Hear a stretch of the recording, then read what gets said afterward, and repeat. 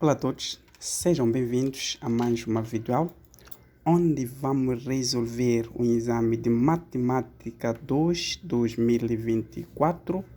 Dizer que não se esqueça de inscrever no canal, não se esqueça de compartilhar o vídeo. Vos desejo uma boa concentração.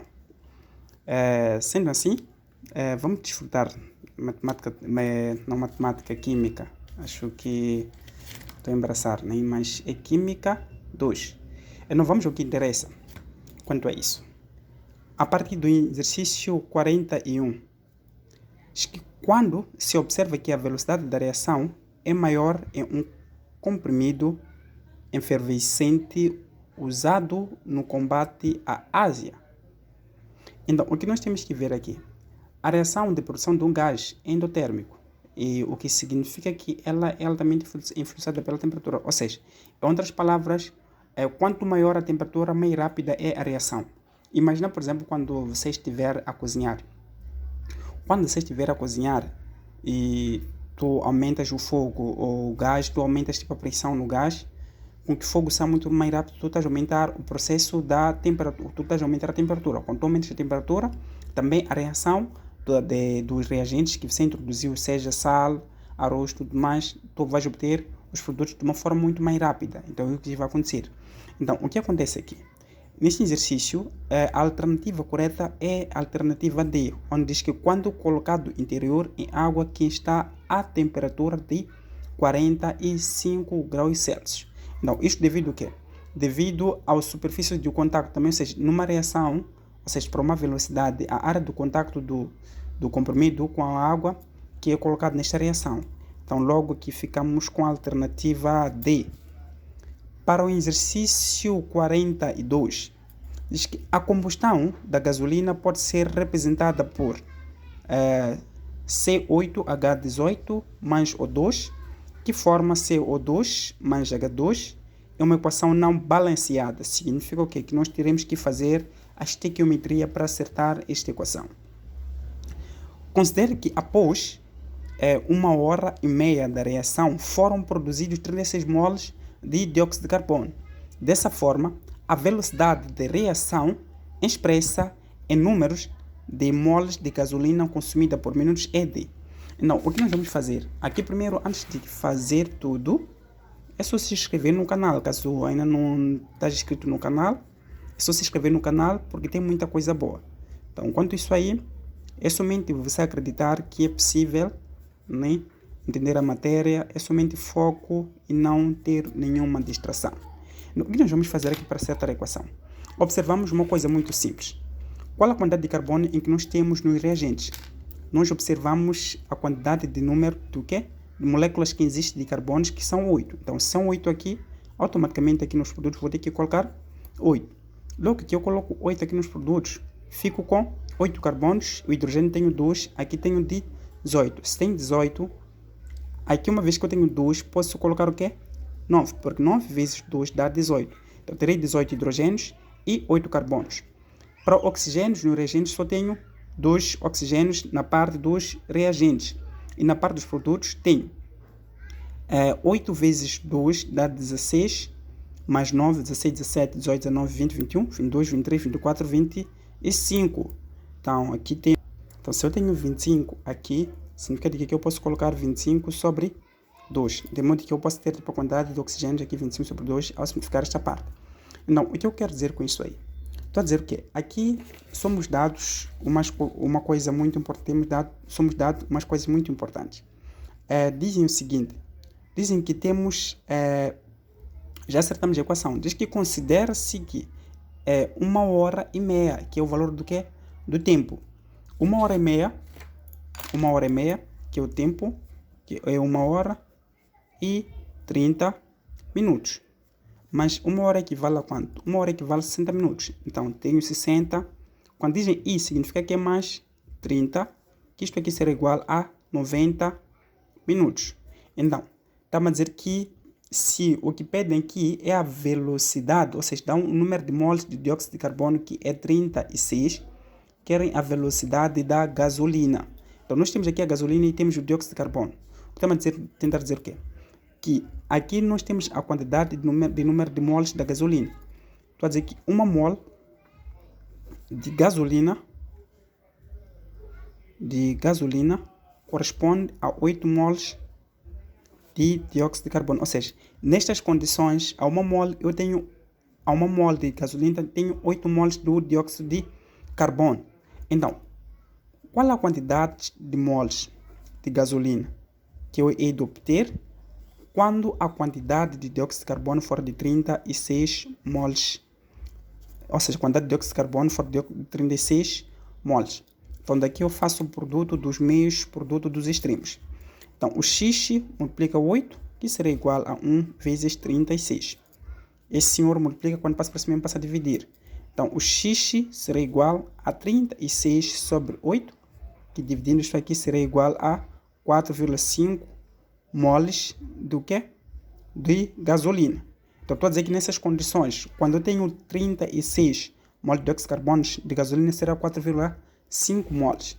Então, tendo este valor aqui, eu estou a dizer o seguinte, que em 90 minutos que eu tenho 4,5 moles de gasolina.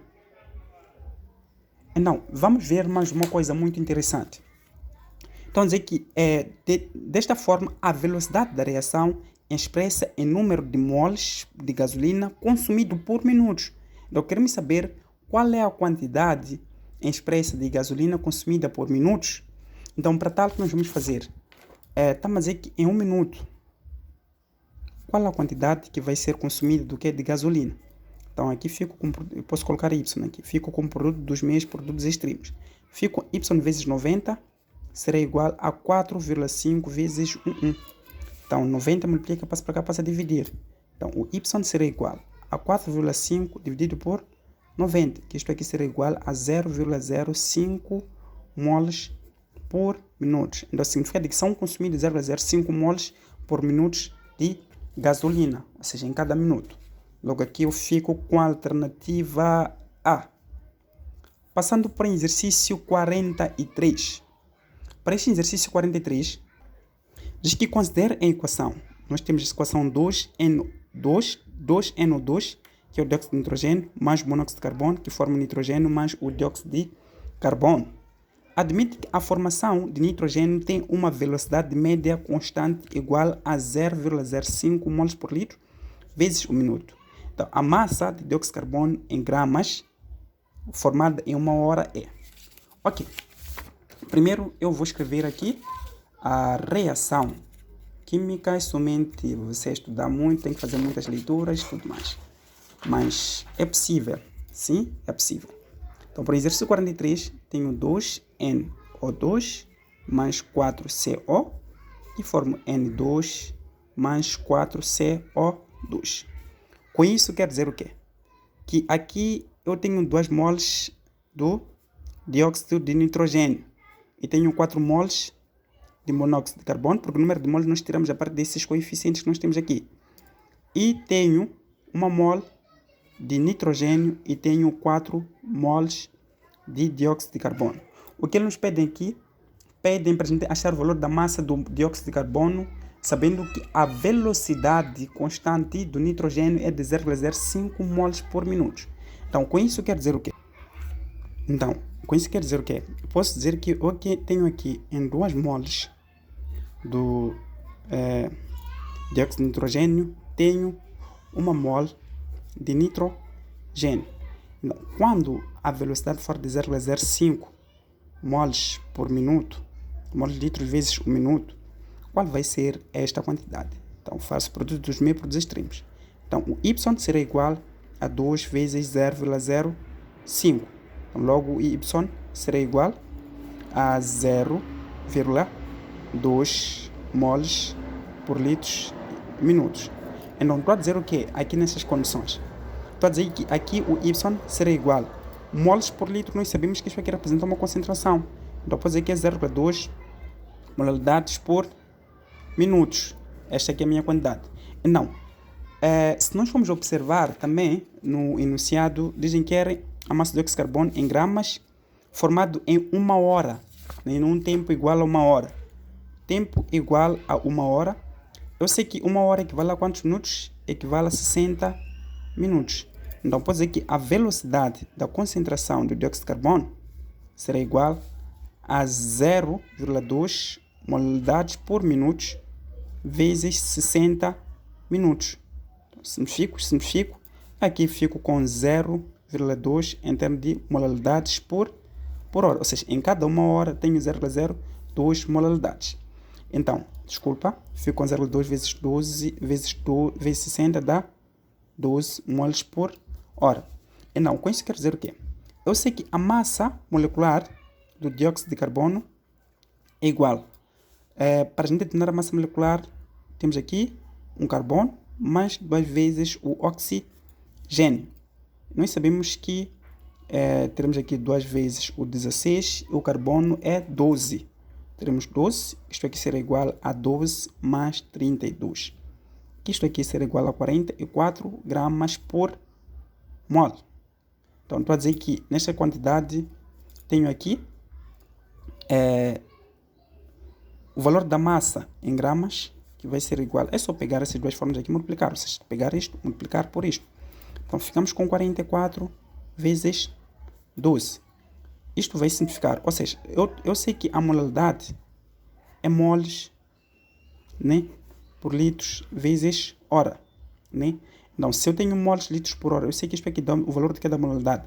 Então, pegando este valor da quantidade de dióxido de carbono, multiplicando por esta quantidade aqui, teremos aqui um valor de 528 gramas litros por hora. É o que nós vamos ter aqui no final. Por quê? Porque esta quantidade de moles com este mol aqui vai se simplificar. Ou seja, ficaremos com mol sobre litro vezes o hora. Então, simplificamos mol com mol, ficamos com gramas por litros vezes o hora. Então, teremos esta quantidade de massa de 528 gramas em 1 litro por 1 hora. Então, logo aqui ficamos com a alternativa C. Então, passamos para o exercício 44. Para o exercício 44, diz que com relação ao equilíbrio químico, afirma-se: 1. O equilíbrio químico só pode ser atingido em sistema fechado, onde há troca de matéria com o meio ambiente. Ora, vejamos uma coisa muito interessante. Vamos ver um exemplo bem claro para nós entendermos o que é isso de equilíbrio químico. Claramente que está correto a opção, porque o equilíbrio químico tem que ser feito num sistema muito fechado. Por exemplo, quando queremos formar biogás, tem que usar o equilíbrio químico devido ao que o sistema tem que estar 100% fechado e que não pode existir a troca com oxigênio, essas coisas tais. Imaginemos que nós temos o monóxido de carbono mais o dióxido de nitrogênio para formar o dióxido de carbono mais o monóxido de nitrogênio. Este tipo de processo aqui, para que haja existência de equilíbrio químico, é necessário que esses dois reagentes estejam num sistema fechado. Então, Cl, C e NO2. É necessário que esses dois reagentes aqui estejam num sistema fechado. Então, quando estiverem num sistema fechado, significa que existirá o equilíbrio. E o que acontece com o equilíbrio? O equilíbrio químico será que os reagentes vão formar os produtos vão formar o que? Os reagentes. Então, a versão que dizem que existe o equilíbrio químico dos dois. Então, a opção 1 está correta. Ou seja, a opção 1 está correta. Então, para o 2, diz que num equilíbrio químico, as propriedades macroscópicas do sistema, concentração, densidade, massa e cor, permanecem constantes. Vamos verificar uma coisa. Imaginemos que nós estamos a usar a teoria de colisão, em que nós temos os dois reagentes AA e os dois reagentes BB, em que estes reagentes vão formar nos produtos o AB mais o AB também. Então, observe uma coisa. Se esses dois aqui, ou seja, entre essas moléculas aqui, o que está acontecendo é que isso aqui acontece num sistema aberto. Quando acontece num sistema aberto, as concentrações, ou seja, a concentração, a densidade, a massa e a cor devem manter-se constante. Isto que se chama o que? Equilíbrio. Quando você diz que eu estou equilibrado, significa que não há nenhum movimento. Então, quando você tem movimento, significa que está a ficar desequilibrado. Não. Coisa constante mantém-se, significa que há equilíbrio entre os dois. Então, para tal, se essas moléculas, por exemplo, começam a se afastar, ou seja, afastarem-se essas duas moléculas, seja, e dos reagentes que formam os produtos começarão a se afastar. Isso quer dizer o quê? Que aqui a constante será diferente. E também aqui a equação de equilíbrio também será diferente, ou seja, a equação química de equilíbrio será diferente. Mas se isso aqui permanecer em constante, significa que teremos o equilíbrio. Então, para tal, a opção 2 também está correta. Para 3, diz que no equilíbrio químico as propriedades macroscópicas do sistema, colisão entre as moléculas, formação de complexo ativado e transformação de umas substâncias em outra, permanece em evolução, pois o equilíbrio é dinâmico. Exato, concordo. Então, o que vai acontecer? Vamos ver se isso aqui está no sistema aberto. Se nós temos isso aqui no sistema aberto e que tem existir colisão, porque se formos produtos é que existe a colisão entre moléculas. Se existe colisão entre moléculas, também podemos ter isso aqui no sistema aberto. Assim como a opção 3 também está correta. Então, para tal, tanto a opção 1, 2 e 3 estão corretas todas as opções. Então, aqui ficamos com a alternativa B. Passamos para o exercício 45. Para o exercício 45, diz que o óxido de nitrogênio são substâncias de interesse ambiental, pois são responsáveis pela distribuição de ozônio na atmosfera. Por essa razão, suas reações são amplamente estudadas. Numa dada experiência, no recipiente fechado, a concentração de nitrogênio, em função do tempo, apresentou os seguintes comportamentos gráficos. Então, temos esse comportamento gráfico. Não, aqui diz que o papel de dióxido de nitrogênio no sistema reacional é... Ok, vamos imaginar uma coisa. Nós vamos transferir aqui, ou seja, eu ia descrever o gráfico neste ponto. Exercício 45. Então, temos que nos acostumarmos com o novo sistema integral. Né? Temos aqui a concentração de NO2, ou seja, do óxido de nitrogênio. Não, o gráfico que nós temos é este gráfico aqui. Vamos imaginar uma coisa. Isso está a tentar dizer o quê?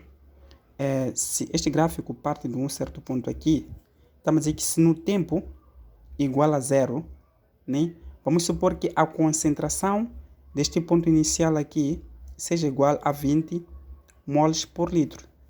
Não. Na medida que o tempo passa, a concentração vai diminuindo. Ou seja, vamos lá ver. No início estamos a dizer que o tempo é igual a zero. A nossa concentração de óxido de nitrogênio é 20 moles por litro. Este aqui é o valor fictício que eu escolhi. Então, na medida que o tempo passa, a concentração vai diminuindo. Então, chega que diminui enquanto que o tempo aumenta. Quando o tempo aumenta, chega um tempo em que isto aqui vai atingir o equilíbrio. Conforme estamos a ver, temos esta linha aqui que parece reta, temos aqui o equilíbrio. Então, vamos considerar que neste ponto aqui, o equilíbrio seja igual a 2 moles por litro, que esse ponto aqui é o ponto de equilíbrio. Não. Da mesma forma que vai acontecer o quê? Vamos lá considerar, por exemplo, no outro ponto, que este ponto aqui é igual a zero. Se este ponto é igual a zero aqui, vamos ter um outro gráfico em que vai formar um outro equilíbrio, ou seja, vamos ter uma outra curva do que é de equilíbrio. Mas o que acontece é que neste ponto aqui, em que na medida que o tempo decresce, significa que aqui temos a concentração, ou seja, a parte dos reagentes. E esta parte aqui de cima, que é este gráfico, é o gráfico da parte dos produtos. Então, supomos que isso aqui é 10, depois de algum tempo, aqui deu 16. Né? Estamos a considerar que os produtos dão 16 moles por litro, que é a concentração dos produtos. Então, aqui, constante de equilíbrio, nós sabemos que constante de equilíbrio, nós pegamos os reagentes, temos reagentes, e depois podemos ter os produtos. Então, constante de equilíbrio é igual à concentração dos produtos dividido pela concentração dos reagentes. Então, a constante de equilíbrio será igual. Os produtos temos 16, os reagentes teremos 2, significa que isso aqui será igual ao quê? A 8. Esta aqui seria constante de equilíbrio. Não, sendo assim, este gráfico deste ponto aqui, quando apresenta o dióxido de carbono, ou seja, quando apresenta o dióxido de nitrogênio, porque o óxido de nitrogênio é o reagente, e o produto que vai se formar aqui, teremos aqui o dióxido de nitrogênio. Então, neste produto aqui, temos o produto, e significa que esta parte aqui, nós temos essa parte aqui que representa os reagentes. Ou seja, esta parte aqui decresce na medida, ou seja, nessa parte aqui que decresce na medida que o tempo aumenta, é a parte dos reagentes. É o que nós temos como o gráfico. Então aqui temos a alternativa C, 46. A altas temperaturas, o nitrogênio reage com oxigênio produzindo o óxido de nitrogênio ou monóxido de nitrogênio, um poluente atmosférico. A temperatura de 2000 kelvins, a constante de equilíbrio acima é igual a 4 vezes 10 elevado a menos 4. Então aqui vamos estar a tirar dados, né? Vamos estar a tirar dados em cada ponto. Estamos a dizer que nós temos esta reação do exercício 46, temos o N2 mais O2, também no estado do gasoso, que formam 2NO no estado do gasoso. Então, dizer que nós temos um tempo igual, ou seja, a temperatura é de 2000 kelvins. A constante de equilíbrio é de 4 vezes 10 elevado a menos 4. Então, estamos a dizer o quê? Que nessa temperatura, se as concentrações de equilíbrio de N2 e O2 forem respectivamente, concentrações de N2 foi igual a 4 vezes 10 elevado a menos 3 e a concentração de O2 for igual a 1 vezes 10 elevado a menos 3. São essas concentrações dadas. Qual será a de NO? Então, querem a concentração de NO.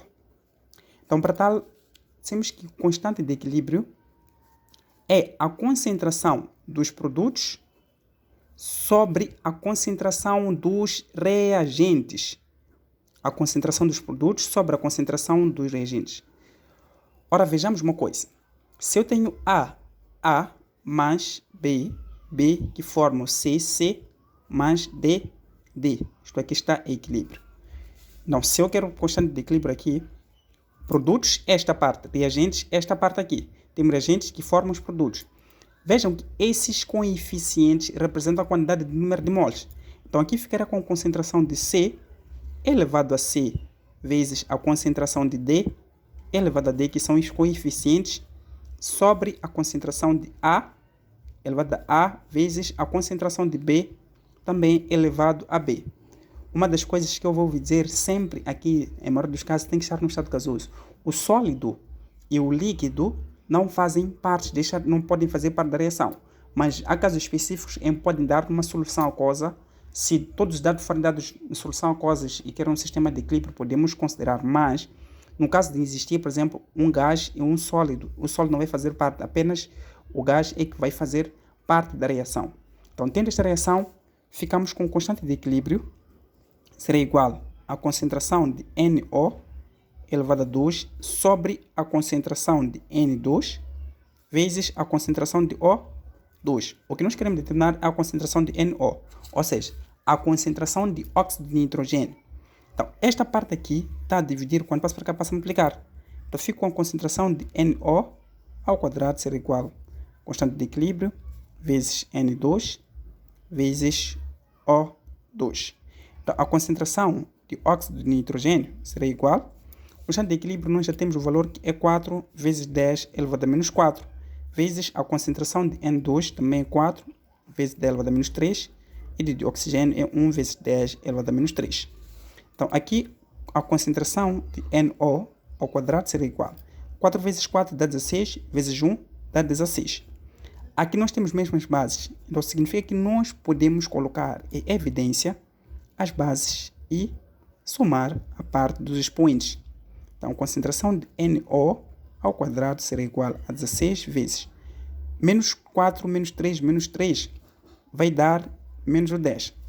Então, uma vez que a concentração de óxido de nitrogênio é ao quadrado, este ao quadrado, quando passa para cá, fica como raiz. Então, daí fico com concentração de NO será igual a raiz quadrada de 16 vezes 10 elevado a menos 10. Então, aqui a concentração de NO será igual. Raiz quadrada de 16 é 4.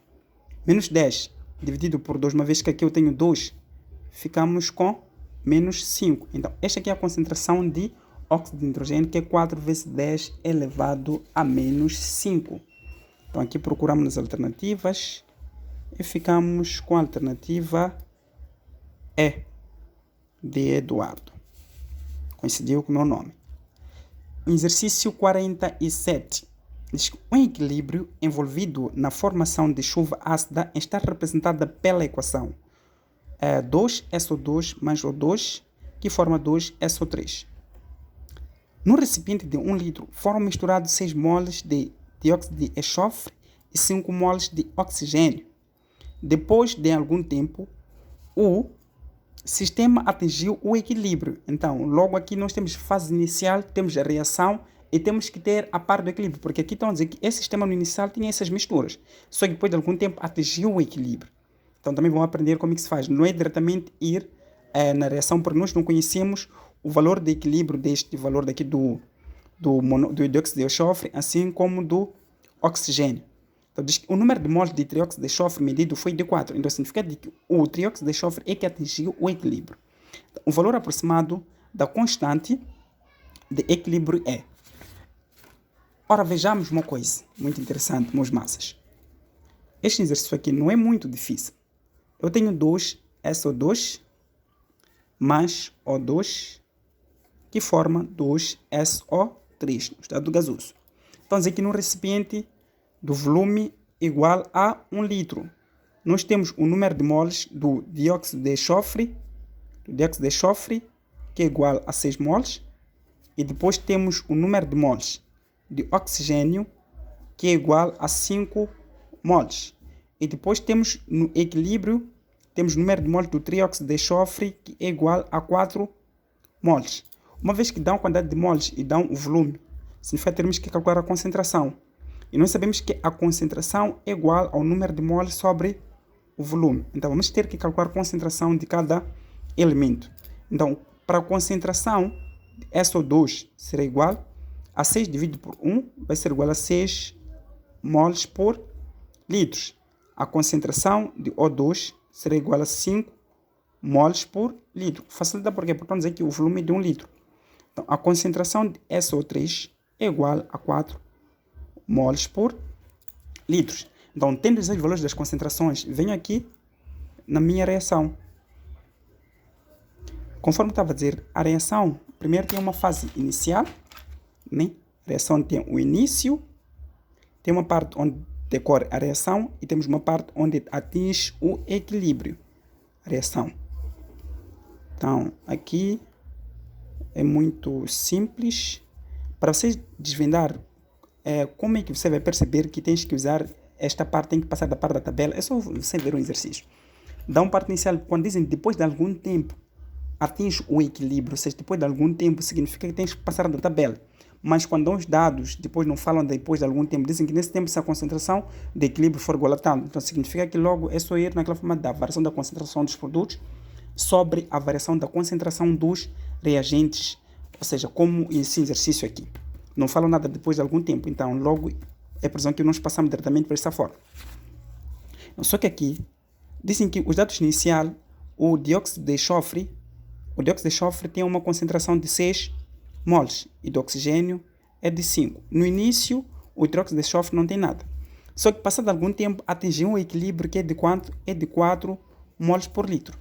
Então, nós sabemos que a parte da reação, ou seja, a parte que decorre a reação, se temos a parte dos reagentes, os reagentes estão a ser consumidos para conseguirem formar os produtos. Então, pegamos o início mais o equilíbrio, somamos, aqui vamos ter o quê? 4 positivo. Daqui tens que passar na fase da estequiometria para saber qual é a quantidade que está a ser consumida do dióxido de enxofre, assim como de oxigênio. Então, com isso, vamos dizer o quê? Estou a dizer que 2 moles do dióxido de enxofre corresponde a 2 moles do trióxido de enxofre. A estequiometria nunca é feita a parte dos reagentes, tem que ser um reagente e um produto. Então, qual é a quantidade que eu vou ter do dióxido de enxofre quando a quantidade da reação que está a ser formada é de 4 moles do trióxido de enxofre? Então, aqui fizemos produto dos meios, produtos extremos. Então, fico com y vezes o 2 será igual a 2 vezes o 4. Multiplicação, passa para cá, passa a dividir.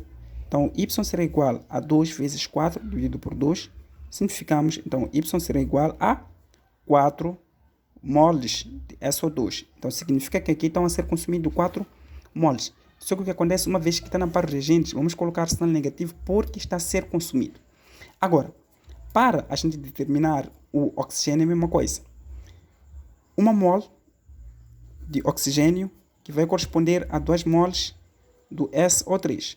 Se eu tenho 4 moles de trióxido de enxofre, qual vai ser a minha quantidade de oxigênio que está a ser consumida? Então, aqui temos o produto dos miúdos extremos, ficamos com x vezes o 2, será igual a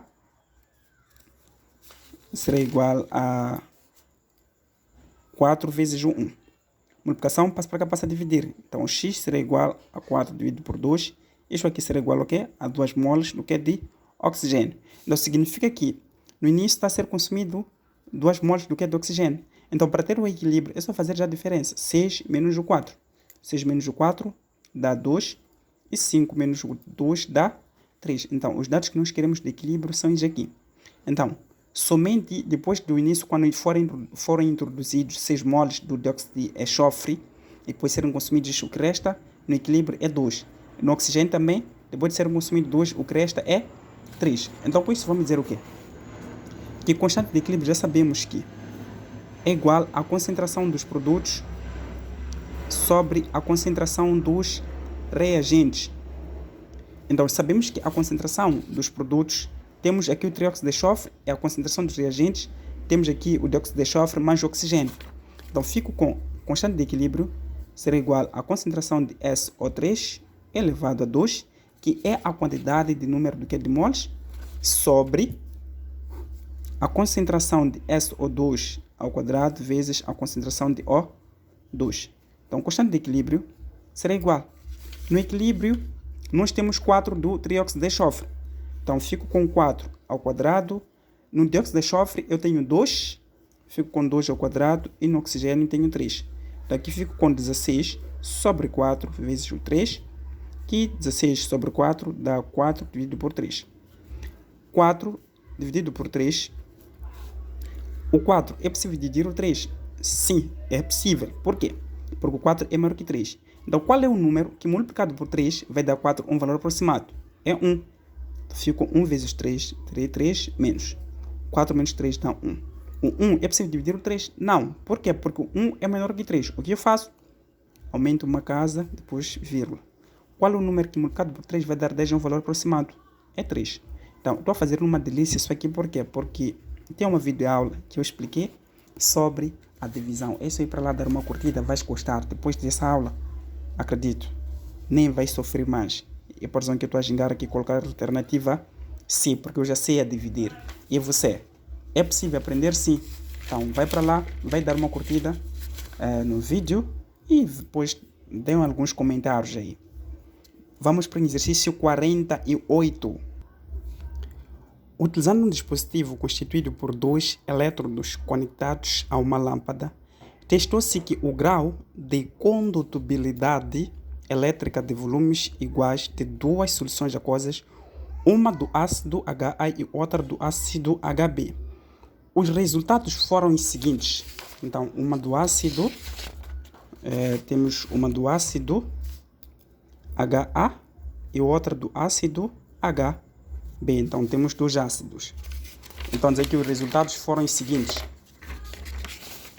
Temos aqui, então dizer que a intensidade da luz. Temos a solução de H mais muito tensa e a solução de HB muito fraca. Então, para nós conseguirmos resolver esse exercício, diz que de acordo com esses resultados, quais são as soluções de HA e HB, respectivamente. Tu tens que dominar a classificação dos ácidos. Quando é que um ácido é fraco, quando é que um ácido é forte e quando é que um ácido é moderado. Então, para tal, antes de resolver isso aqui, teremos que passar um pouquinho por essa aula e acreditem, aonde gostar. Então, as soluções que nós temos, ou seja, na classificação dos ácidos, existe uma diferença. Existe aquilo que se chama classificação dos ácidos, que são hidroácidos, existe aqueles que são oxiácidos, existe aqueles que são ácidos carboxílicos. Então, para tal, eu vou dar uma diferença básica sobre a classificação desses ácidos no sentido de você não sofrer mais quando falam da classificação dos ácidos. Então, vamos a isso. Primeiro, vamos dizer classificação dos hidroácidos. O nome já diz tudo, hidro. Então, os hidroácidos são aqueles que contêm a parte do que? Do hidrogênio. Então, nessa classificação, temos que diferenciar os fracos, moderados e fortes. Então, imaginemos nós na tabela periódica de sétimo grupo A, em que nós temos estes elementos: o flúor, o cloro, o fluorocloro, temos o bromo, temos o iodo, depois temos o Al, acho que é ALAT. Depois vão verificar, acho que é AT, esse ponto aqui. É AT, sim. Então, depois vão verificar. O que vai acontecer com esses pontos? Primeiro, vamos fixar o seguinte: quanto maior for o raio atômico, maior é a sua distância. E quanto maior for a sua distância, menor é a força elétrica. Com tal, para nós conseguirmos analisar este grupo, de sétimo grupo A, temos que imaginar a lei de Coulomb. O que diz a lei de Coulomb? Diz que a força é igual a constante módulo de carga 1 vezes módulo de carga 2 sobre a distância ao quadrado. Então, está a tentar dizer o quê? Que na medida em que nós vamos para baixo, o que acontece é que aqui há o aumento do raio atômico. Então, quando aumento do raio atômico, significa que há um aumento da distância entre os elementos. Se aumenta a distância entre os elementos, significa que a força vai diminuindo. Então, com isso queremos dizer o quê? Que na medida em que nós estamos a comparar aqui os raios atômicos de uma forma muito mais fácil, quer dizer o quê? Que se este aqui tem o maior raio atômico em relação a todos, se este aqui tem o maior raio atômico, conforme eu disse, maior raio atômico, maior é a sua distância. Quanto maior for a distância, pela lei de Coulomb, menor é a sua força. Então, maior a sua distância, menor será a sua força. Se menor é a força, significa que é muito fraco. Então, estamos a dizer o quê? Que este aqui é um dos elementos que tem maior quantidade de raio atômico comparado com o iodo. E se tem maior quantidade de raio atômico, significa que a distância é maior. E se é maior, significa que é muito mais fraco. Então, logo, estamos a tentar dizer o quê? Se eu estou a considerar, por exemplo, o iodo, neste contexto, veja que, conforme eu disse, que esta seta indica o aumento do raio atômico, né? Indica o aumento do raio atômico. Então, se há aumento do raio atômico nestes pontos, logo, este elemento aqui é o mais fraco. Por quê? Também este elemento aqui vamos considerar que é o mais fraco em relação ao bromo, o cloro e o flúor. Por quê? Porque este aqui tem o maior raio atômico em relação ao bromo, o flúor e... o cloro e o flúor. Então, se tem maior raio atômico, significa que este aí liberta os íons de hidrogênio na sua ionização. Logo, este ácido é um ácido... Logo, é um ácido mais forte. Eu estava a dizer que falei, não é um ácido mais fraco, mas... Logo, neste ponto aqui será o ácido mais forte. Verificamos uma coisa, vamos retificar. Quanto maior for o raio atômico, maior a sua distância. A força é menor. Quando a força é menor, significa que torna-se mais forte. Então, logo, este aqui é o mais forte em relação a esses outros. Este aqui é o mais forte em relação a esses outros 4 elementos. Então, com isso, estamos a dizer o quê? Que existe uma libertação de íons hidrogênios. Então, este aí que estamos a dizer que logo é o que permite conhecermos que é um ácido forte. Então, por exemplo, que nós podemos ter um HI. Então, se aqui nós estamos a fazer a ionização, a libertação de íons de hidrogênio. Então, este aqui é o ácido mais forte. Então, o flúor, né? O flúor que quando se junta aqui teremos um ácido fluorídrico. Este aqui é um ácido semiforte. Por quê? Porque aqui temos uma ligação que é a ligação chamada hidrogenação nesses dois. Por possuir uma menor quantidade do raio atômico. Por possuir uma quantidade menor de raio atômico significa que também a distância diminui, o que aumenta a quantidade da força. Então, chamamos este aqui de um ácido semifraco. Então, o ácido fraco é um ácido, este aqui do HCN e o H2S. Estes aqui são ácidos fracos. Então, esta aqui é a classificação dos ácidos quando nós temos o hidroácido, ou seja, quando nós temos o hidrogênio. Então, existe aquilo que nós classificamos que são chamados oxiácidos. São chamados oxiácidos aqueles ácidos que contêm pelo menos o oxigênio. Então, fixamos isso. São chamados oxiácidos aqueles que contêm pelo menos o oxigênio. Então, é a segunda classificação, que é a classificação dos oxiácidos. Então, nesta classificação, o que se deve fixar é que a diferença terá que ser do oxigênio menos o hidrogênio. A diferença é do oxigênio e do hidrogênio. Então, as notas importantes são isso aqui. Quando a diferença for maior ou igual a 2, significa que nós temos um ácido forte. Quando a diferença for igual a 1, temos um ácido moderado. E quando a diferença for igual a 0, já sabem, é um ácido fraco. Então, por exemplo, o ácido sulfúrico, né? O ácido sulfúrico, a sua diferença será igual. Quantos oxigênios nós temos no ácido sulfúrico? Temos 4. Teremos 4 menos o hidrogênio, temos 2.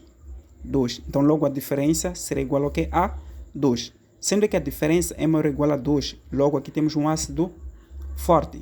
E depois, para o ácido acético, o CH3COOH, a diferença será igual. Teremos quantos de hidrogênios? Temos 4 de hidrogênio, porque teremos o 3, mais 1 temos 4, e oxigênio também temos 2. Desculpa, a forma é oxigênio menos hidrogênio. Então, temos o 2 de oxigênio e temos 4 de hidrogênio. Então, aqui teremos o menos o 2. Então, este aqui é o ácido mais fraco. É mais fraco. Então, conforme eu estou a dizer que esta aqui é a classificação dos oxiácidos, aqueles que contêm o grupo oxigênio e o hidrogênio. Então, é só fixar esta parte aqui muito importante. Quando a diferença for igual ao oxigênio menos o hidrogênio, se a diferença for maior ou igual a 2, significa que temos o ácido forte. Quando a diferença for igual a 1, moderado. E quando a diferença for 0, teremos um ácido fraco. E também podemos classificar o ácido como a classificação do carboxílico, ou seja, ácidos carboxílicos.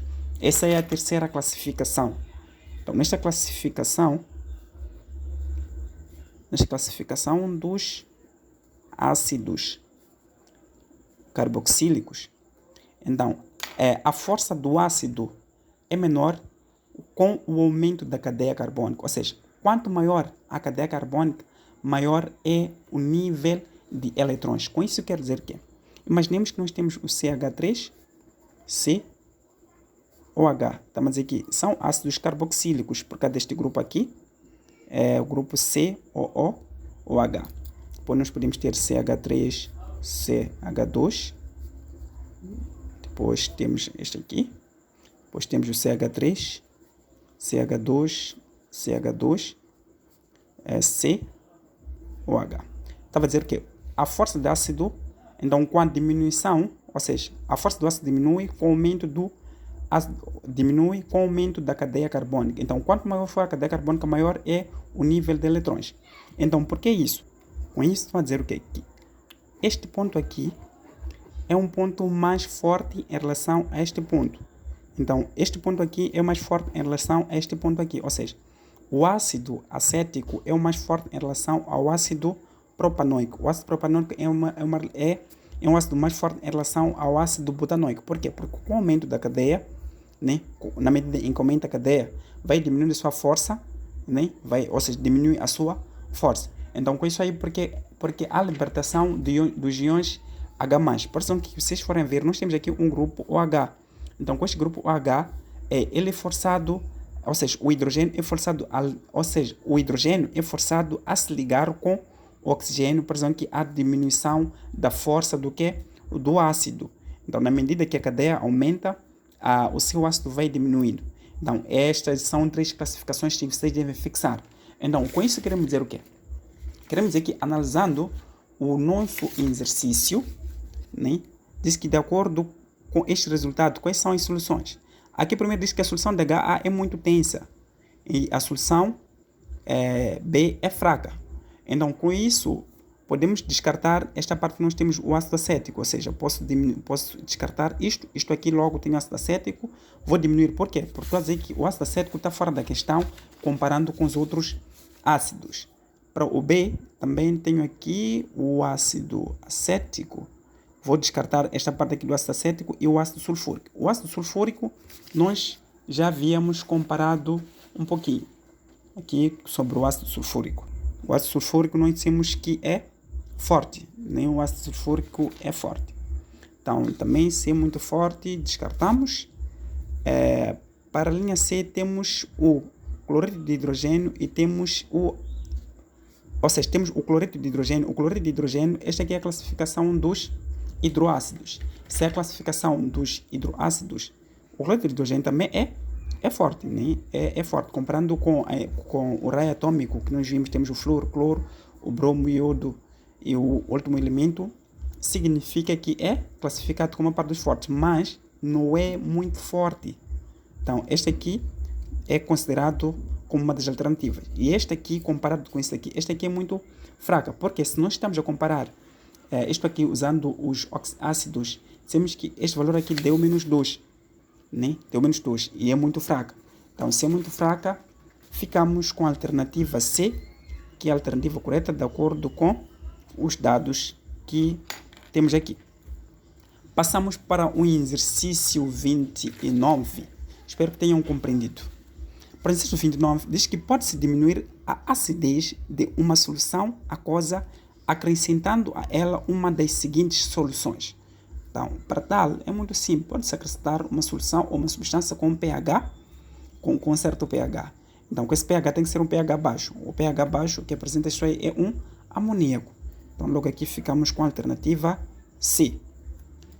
Para o exercício 50, o X, Y e Z representam três ácidos que, quando dissolvidos em um mesmo volume de água, a temperatura constante comporta-se de acordo com a tabela ao lado. Analisa as afirmações considerando os três ácidos. Então, temos que analisar as afirmações. X representa o mais forte, o Z representa o mais fraco, o Y representa o maior grau de ionização. Qual destes está correto? Então, nós temos aqui o número de moles dissolvidos e o número de moles ionizados. O que quer dizer com isso aí? Uma das dicas que você deve saber é que quanto maior for o grau de ionização, mais forte é o ácido. Ou seja, quando o grau de ionização novamente é maior, mais forte será o ácido. Se o mais forte for o ácido, mais cations são libertados na ionização. Então, com isso eu quero me dizer o quê? Que para nós conseguirmos comparar o grau de ionização, vamos fazer razão do número de moles ionizados sobre o número de moles dissolvidos em cada ponto. Então, nós temos aqui o grau de ionização. Teremos o grau de ionização para X. Para o grau de ionização para X, nós teremos aqui o 2 sobre 20. Teremos aqui 2 sobre 20, que será igual a 1 sobre 10, que é igual a 0,1. Conforme disse, quanto maior for a grau de ionização, maior será o ácido, ou mais forte é o ácido. Então, teremos aqui o grau de ionização de Y, que teremos 7 sobre 10, né? Temos aqui o 7 sobre 10, que é igual a 0,7. E teremos aqui o grau de ionização de Z, que vai ser igual a 1 sobre 5, que 1 sobre 5 nós sabemos que é igual a 0,2. Com isso, estamos a tentar dizer o quê? Que analisando as alternativas, então dizer que o X representa o mais forte. Observando estes valores, o X é o mais pequeno. Se tem um grau de ionização menor, então significa que o ácido é fraco. Então, logo, essa alternativa não está correta. Esta alternativa não está correta. O Z representa o mais fraco. Vamos lá ver uma coisa interessante. Então, dizer que o Z é o mais fraco. O mais fraco é o alfa. Por quê? Porque ele apresenta uma menor quantidade de grau de ionização. Então, logo, também esta alternativa está errada. Y apresenta o maior grau de ionização. 0,7 está correto. Comparando 0,1, 0,7 e 0,2, o grau de ionização maior é do Y. Então, logo, aqui ficamos com a opção 3. Logo, que é apenas a alternativa B. Saímos do problema. Espero que tenha ficado isso. 51.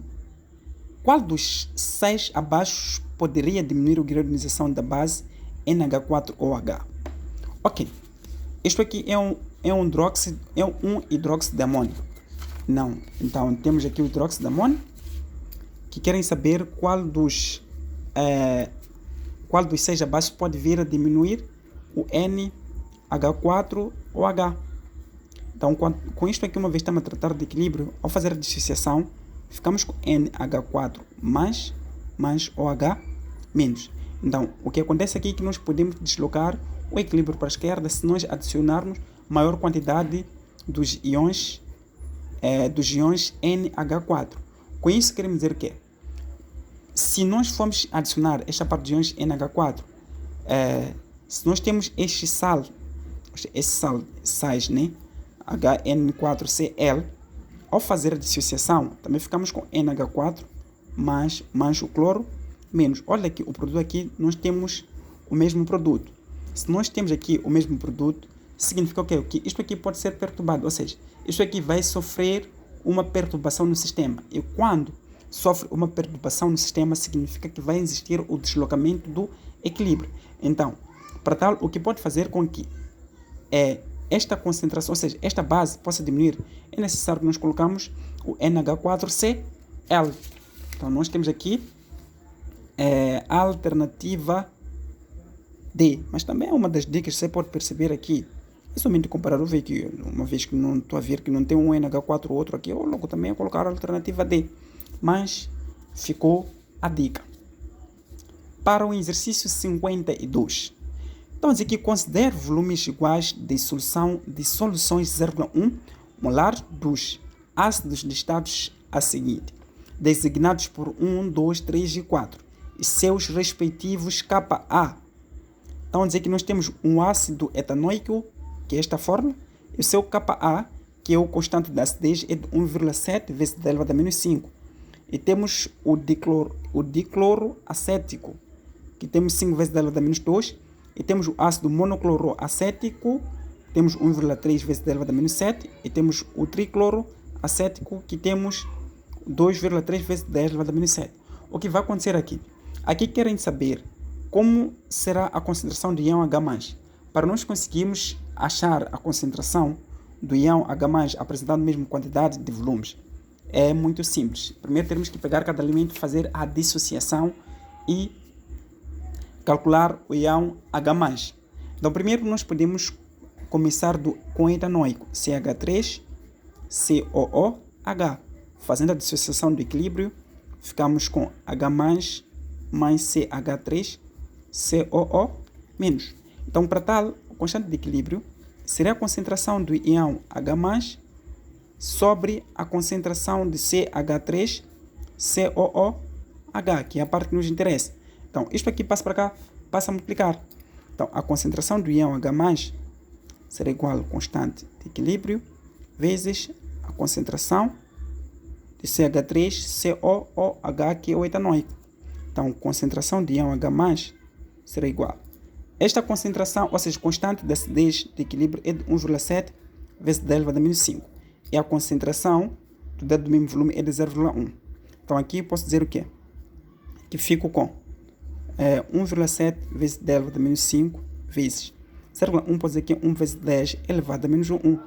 Então, aqui, isto aqui será igual a 17 vezes 10 menos 6, menos 1 dá menos o 7.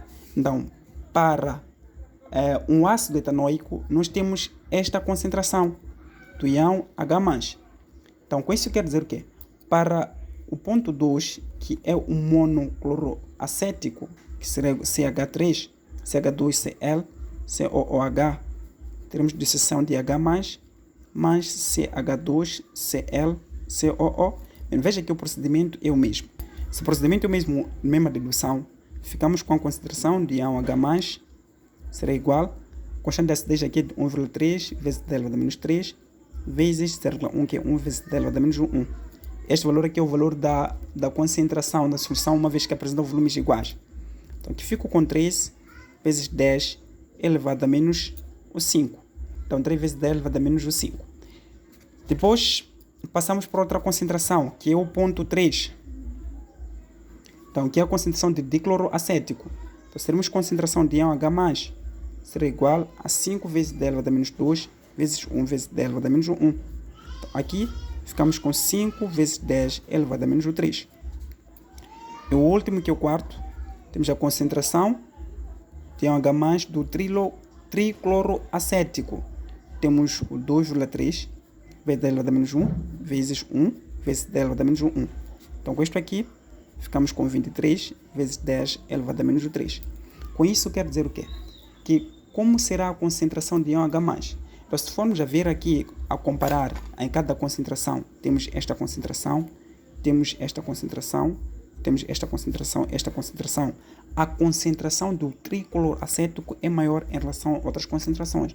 Então, logo, com isso, ficamos com a alternativa D. Passamos para o exercício 53. Então, são dedos, né? Ok? 53. Ao realizar-se a reação H mais HS, de forma H2S, então dizer que verificou-se que o equilíbrio H2S é igual a 0,8 e HS é igual a 0,2 mols por litro. O valor da constante de equilíbrio na temperatura em que a experiência foi realizada é de 1 vezes 10 elevado a 7. Nas condições da experiência, qual é a concentração de íon H+, em mols por litro? Coloca uma pausa aí e tenta lá resolver esse exercício.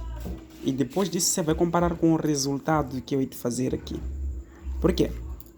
Nós temos aqui o íon H+, mais HS. Já expliquei como é que funciona o processo do equilíbrio, né? Olhando que isto tudo aqui está no estado, está na solução aquosa. Lembrando que eu disse que pode às vezes estar numa solução aquosa. Quando todos os elementos estão na solução aquosa, significa que nós podemos dar continuidade com o equilíbrio. Então, significa que a constante de equilíbrio aqui será igual à concentração dos produtos, que é a variação da concentração de H2S, sobre a concentração de íon H+, vezes a concentração de HS-. Só que já dá uma concentração do H2S que é igual a 0,8 mols por litro. E dá uma concentração de íon HS- que é igual a 0,2 mols por litro. E querem saber a concentração do íon H+, sendo que constante de equilíbrio que equivale a 1 vezes 10 elevado a 7. Com isso, estamos a tentar dizer o quê? É somente substituir. 1 vezes 10 elevado a 7 será igual. Esta concentração, temos 0,8 dividido por concentração de íon H+, vezes 0,2. Então, 1 vezes 10 elevado a 7 será igual. 0,8 dividido por 0,2 dá 4 vezes a concentração do íon H+. Desculpa, dividido pela concentração do íon H+, portanto, na parte divisora. Então, esta concentração passa para cá, passa a multiplicar. Então, ficamos com 1 vezes 10 elevado a 7 vezes a concentração de íon H+, que será igual a 4. Então, isto aqui está multiplicado, quando passa para cá, passa a dividir. Então, esta concentração do íon H+, será igual a 4 dividido por 1 vezes 10 elevado a 7. Positivo passa para o numerador, fica negativo. Então, a concentração de íon H+ será igual a 4 vezes 10 elevado a menos 7. Então, esta aqui é a concentração de íon de hidrogênio. Que aqui ficamos com a alternativa B. Passamos para o exercício 54, onde que vários produtos de limpeza apresentam amônia em sua constituição. O rótulo de um desses produtos indica pH igual a 11. Isso significa que a concentração de cations de hidrônio e a de aniões hidroxilo nesse produto são respectivamente. Então, para tal, para nós conseguirmos resolver isto aqui, é muito simples, mas muito simples mesmo, é bônus. Temos pH igual a 11. Com isso estamos a tentar dizer o quê? Que vamos considerar que, então dizer que vários produtos de limpeza apresentam amônia, ou seja, amônia em sua constituição. Então, se for são produtos de limpeza, significa que também estão na solução aquosa. Se estão em solução aquosa, podemos fazer a dissociação do quê? Da água. E nós temos o íon H+, mais OH-. Dizer que o KW é a multiplicação da concentração do íon H+, vezes a concentração de OH-, onde o KW é igual a 10 elevado a menos 14. Então, uma vez que dá um pH, significa que nós podemos calcular o íon de OH-. Com isso queremos dizer o quê? Desculpa, H+. Sabemos que o pH é igual a a menos logaritmo da concentração do íon H mais. Olha que a base do logaritmo aqui é 10. Primeiro, esse sinal passa para cá, fica negativo. Então, fico com o logaritmo da base 10 da concentração do íon H mais é igual a menos pH. Então, de acordo com a propriedade dos logaritmos, nós sabemos que se eu tenho logaritmo, a base A é o logaritmo de B igual a x, quando isso aqui passa para cá, eleva isso aqui como sendo expoente. Então, fico com B é igual a A elevado a x. Então, logo, aqui fico com a concentração de íon H mais será igual. Esse 10 passa para cá, eleva o expoente, pH. Então, fico com 10 elevado a menos pH. Então, logo, a concentração do íon H mais será igual a 10 elevado a menos 11. Então, uma vez que a multiplicação da concentração de um ácido e uma base dá um KW, que é 10 elevado a menos 14, o que eu vou fazer aqui? Vou escrever H mais vezes o H menos será igual a 10 elevado a menos 14, que é o KW. Então, já temos o íon H mais, que é 10 elevado a menos 11. Então, a concentração de íon OH menos vezes 10 elevado a menos 11 será igual a 10 elevado a menos 14. Multiplique, passa para cá, passa a dividir. Então, a concentração de íon OH menos será igual a 10 elevado a menos 14, dividido por 10 elevado a menos 11. Negativo, passa para cá, fica positivo. Então, íon OH menos será igual a 10 elevado a menos 14 mais 11. Menos 14 mais 11, sabemos que isso aqui dá menos 3. Então, logo temos a concentração de íon H mais igual a 10 elevado a menos 11 e a concentração de íon OH menos igual a 10 elevado a menos 3. Então, temos essas concentrações. Então, logo, aqui, nesse exercício 54, ficamos com a alternativa D. Então, para o exercício 55, considerando que a concentração de íons H mais é um ovo fresco é de 0,1, 2, 3, 4, 5, 6, 7, 8 molaridades. Então, depois da vírgula temos 8 casas. Então, se eu tenho 8 casas depois da vírgula, estou a dizer que a concentração, isto aqui dá em molaridades. Então, no exercício 55, estou a dizer que a concentração de íon H mais é igual a 1 vezes 10 elevado a menos 8 molaridades. É sinal negativo porque é depois da vírgula. E o 1 é este último número que nós temos aqui. Então, o valor de pH será igual a... Aqui querem o pH. O que nos facilitam já é que já dão íon H+. Se tivessem dado íon OH-, teremos que calcular o pH, com o pH íamos calcular o pH. Então, logo sabemos que o pH é igual a menos logaritmo da concentração de íon H+. Então, o pH será igual a menos logaritmo de 1 vezes 10 elevado a menos 8, e que o pH é igual a menos logaritmo de 10 elevado a menos 8. Pelas propriedades dos logaritmos, quando eu tenho um logaritmo na base A do logaritmo B, ou seja, A elevado a C, este C expoente, quando passa para cá, passa a multiplicar, que será igual a C vezes logaritmo na base A do logaritmo A.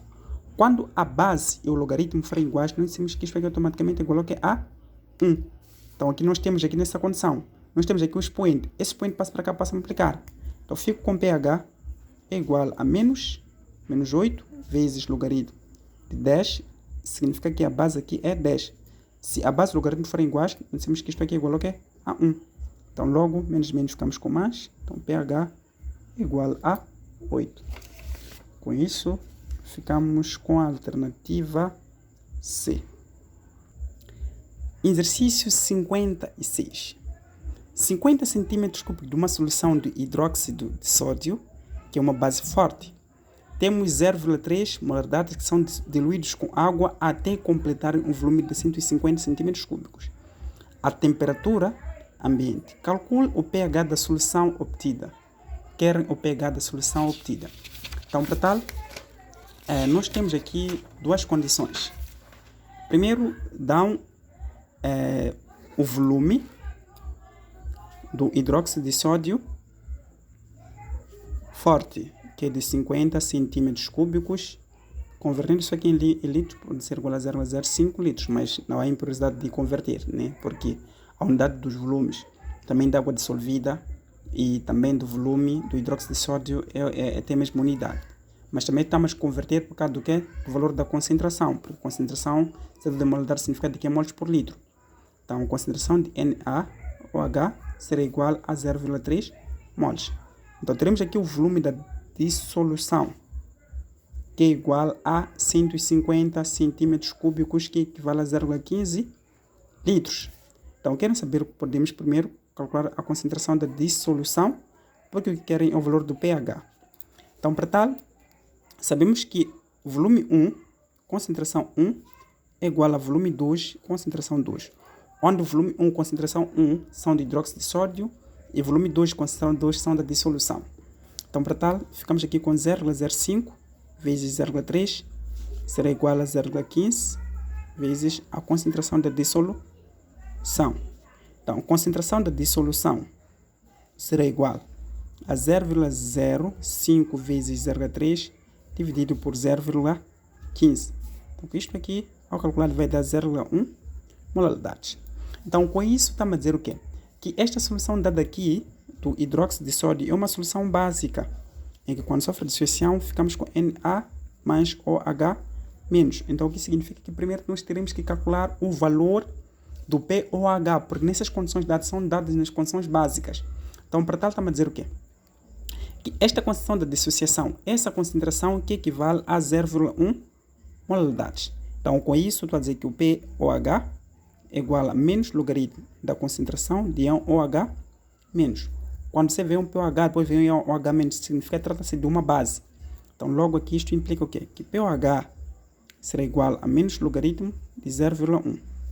E POH deste logaritmo será igual a 1. Este ponto aqui, porque aqui fica o menos logaritmo de 1 vezes 10 lá da menos 1. Este menos 1 passa para cá, fica negativo, fica o menos 1 vezes menos 1 vezes logaritmo na base de 10. Eu já expliquei essa propriedade dos logaritmos, né? Quando tem um expoente, passa para cá, passa a multiplicar. A razão que o pH é igual a 1. Se o pH é igual a 1, significa o quê? Que o pH mais pOH, o máximo tem que ser igual ao que? A 14. Então, pH será igual a 14 menos pOH. Isto implica que o quê? Que o pH será igual a 14 menos 1. Então, pH será igual a 3. Então, esta aqui é uma solução ácida, ou seja, o pH é um ácido, mas comporta-se como uma base. Então, logo, ficamos com a alternativa B. 57. Dissolvendo-se acetato de sódio numa solução de ácido acético, o que acontece com a constante de ionização do ácido, o grau de ionização do ácido e o pH da solução, respectivamente. Então, nós estamos a dissolver, ou seja, dissolve-se o acetato de sódio. Então, nós temos aqui o acetato de sódio. Então, temos o acetato de sódio, CH3COO-Na. Vamos dissolver isto aqui. Ficamos com CH3COO mais NaH. Dissolve-se com o ácido acético, né? O ácido acético CH3COOH,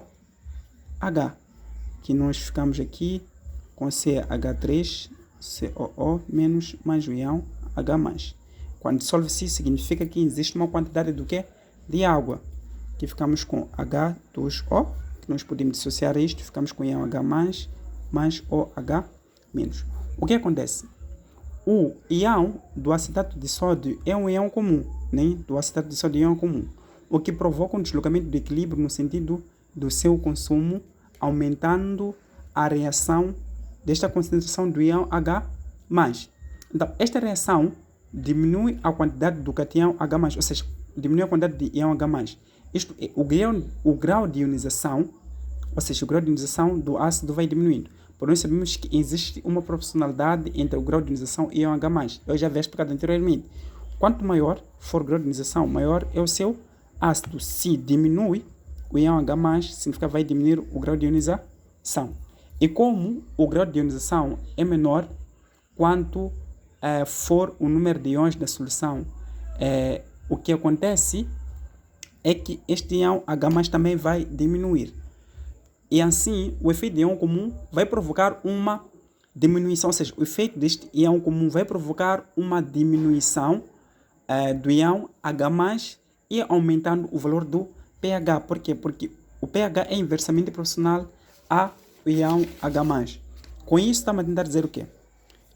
Que, analisando as alternativas, o que acontece com a constante de ionização? A constante de ionização não se altera, o grau de ionização vai diminuir, né?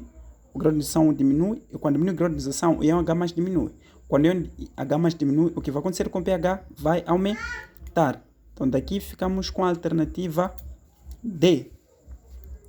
Passamos para o exercício 58. No exercício 58, diz que determinando o número de oxidação do elemento central do ácido sulfuroso, ácido carbônico, ácido silícico, ácido pirofosfórico e o ácido perclórico. Os valores são, respectivamente, química e nomes bonitos: H2SO3. Então, sabemos que a valência do oxigênio é -2 e do oxigênio é +1. Então, o que nós queremos determinar é a valência do enxofre, nem que é o número de inox. Então, com isso queremos dizer o quê? Para a gente conseguir determinar o número de inox daqui, pegamos isto aqui e multiplicamos pela quantidade de moléculas que existe do hidrogênio.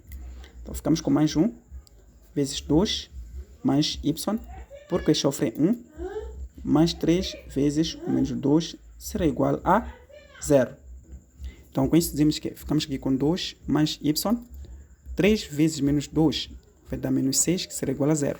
Então, 2 menos 6 dá -4, que será igual a 0. Negativo passa para cá, fica positivo. Então, logo, Y será igual a +4 positivo. Tratando-se de óxidos de redução ou oxidação, reação redox, significa que aqui nós temos que colocar sempre mais para representar a quantidade de valências. Depois temos aqui o ácido carbônico. Para o ácido carbônico, mesma história.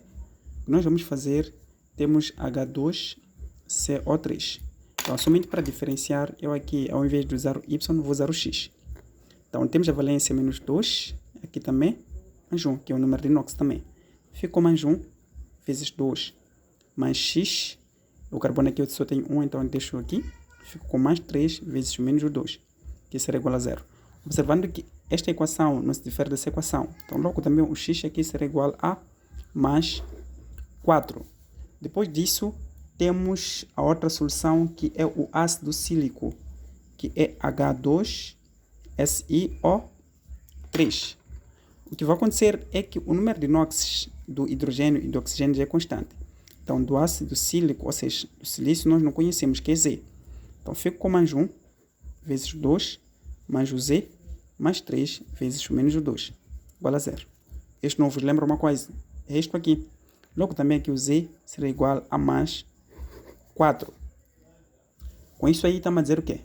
Que ficamos com +1, que é o ácido pirofosfórico, nem o penúltimo. H4P2O7. Então aqui fico com +1, -2 e aqui fico com K. Então fico com +1 vezes o 4, mais uma vez que aqui tenho 2, fico com 2 vezes o K, mais 7 vezes o -2 será igual a 0. Mais 1 vezes 4 dá 4, mais 2K, 7 vezes -2 dá -14, será igual a 0. 4 menos 14 dá -10. -10 será igual a 0. Negativo passou para cá, ficou positivo. Então, 2K será igual a 10, multiplica, passa para o mesmo, passa a dividir. Então, o K será igual a 10 dividido por 2, logo o K será igual a +5. Tendo já o K mais 5, falta um outro elemento, que é o ácido perclórico. Para o ácido perclórico, temos HClO4, NOx mais 1, aqui -2, e aqui podemos chamar de J. Então, aqui o número de átomos do hidrogênio que existem é 1. Então, fico com +1, mais J, que o cloro é 1 também, mais 4 vezes o -2 será igual a 0. Então, fico com 1, mais J, e 4. vezes menos 2 dá menos 8, que será igual a 0. Então, isto aqui estou a dizer que 1 menos 8 dá menos 7, será igual a menos 7. Então, logo J será igual a mais 7. Então, os resultados que eu tenho aqui, tenho mais 4 daqui, depois tenho mais 4 daqui, né? Que este mais 4 aqui, tenho mais 4 aqui, e depois vou ter o mais 7, mais 5, mais 5, e o fim, mais 7. Com isto aqui, fico com a alternativa D de Deus. Então, os valores são respectivamente mais 4, mais 4, mais 4, mais 5, mais 7. Passamos para o exercício 59. Para o exercício 59, diz que nas reações seguintes pode-se afirmar que o enxofre sofre oxidação em... Para eu conseguir saber o que sofre oxidação ou redução, terei que primeiro fazer, ou seja, tenho que conhecer a quantidade de número de NOx existentes em cada elemento.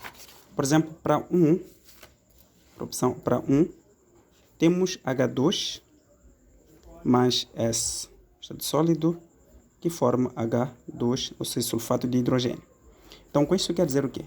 Que no seu estado livre, um elemento tem o NOx 0. Também aqui temos o NOx 0. O que acontece é que nós já sabemos que o NOx do hidrogênio, aqui, uma vez que não está no estado livre, é 1. Se temos 1 vezes o 2, teremos aqui o 1 vezes o 2 mais o Y, que é o NOx do enxofre que nós não conhecemos, vai ser igual ao que é a 0. Então, o 2 mais Y será igual a 0. Positivo passa para cá ficar negativo. Então, Y será igual a menos o 2. Então, aqui tenho menos o 2. Então, o que acontece aqui? De 0 para menos o 2, o que aconteceu é que sofreu uma redução. Logo, o que nós queremos analisar é o ponto que sofre oxidação. Se sofre uma redução, significa que este ponto não nos interessa. Passamos para o ponto 2. Para o ponto 2, nós temos 2HCl mais FeCl2 mais H2S. Escrevi em cima disso, mas ok, não importa. Então, aqui o hidrogênio mais 1. Se é mais 1, significa que aqui é menos 1. Aqui, para o enxofre é mais 3, ou seja, o ferro é mais 3. Se é mais 3, aqui também terei o menos o 3, porque isso aqui tem que ser 0, também isso aqui dá 0. Então, se aqui eu tenho mais 3 do ferro, qual vai ser o valor disso, do cloro? Mas só que essa parte do cloro que não nos interessa, porque nós queremos analisar, estamos a analisar o enxofre. Então, aqui tenho mais 1, eu vi que com mais 1 tive menos 2. Então, daqui de menos 3 para menos 2, sofreu o quê? Entre menos 3 e menos 2, o que é maior? Então, nós sabemos que se eu tenho menos 3 e o menos 2, o maior é o menos 2 em relação ao menos 3. Isso na parte dos números negativos. Então, se isto aqui é menor, ou seja, se isto aqui é menor para o maior, significa que aqui sofreu uma oxidação. Então, se sofreu uma oxidação, nós queremos analisar, podemos afirmar que o enxofre sofre uma oxidação em que ponto? No ponto 2, ele sofre uma oxidação. Então, passamos para o ponto 3. No ponto 3, nós temos aqui o SO3 mais NaO, que forma Na2SO4.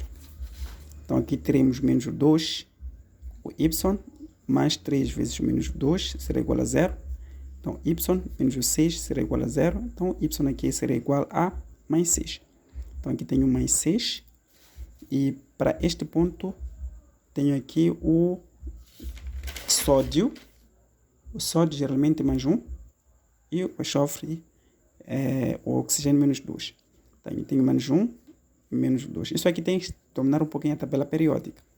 Então, mais 1 vezes o 2 mais Y, mais 4 vezes menos 2 será igual a 0. Fico com 2 mais Y menos 8 será igual a 0. Então, Y menos 6 será igual a 0, porque é 2 menos 8. Então, Y será igual a mais 6. Então, aqui tenho mais 6. Se é mais 6 aqui neste ponto aqui não sofre nada, ou seja, o enxofre não varia.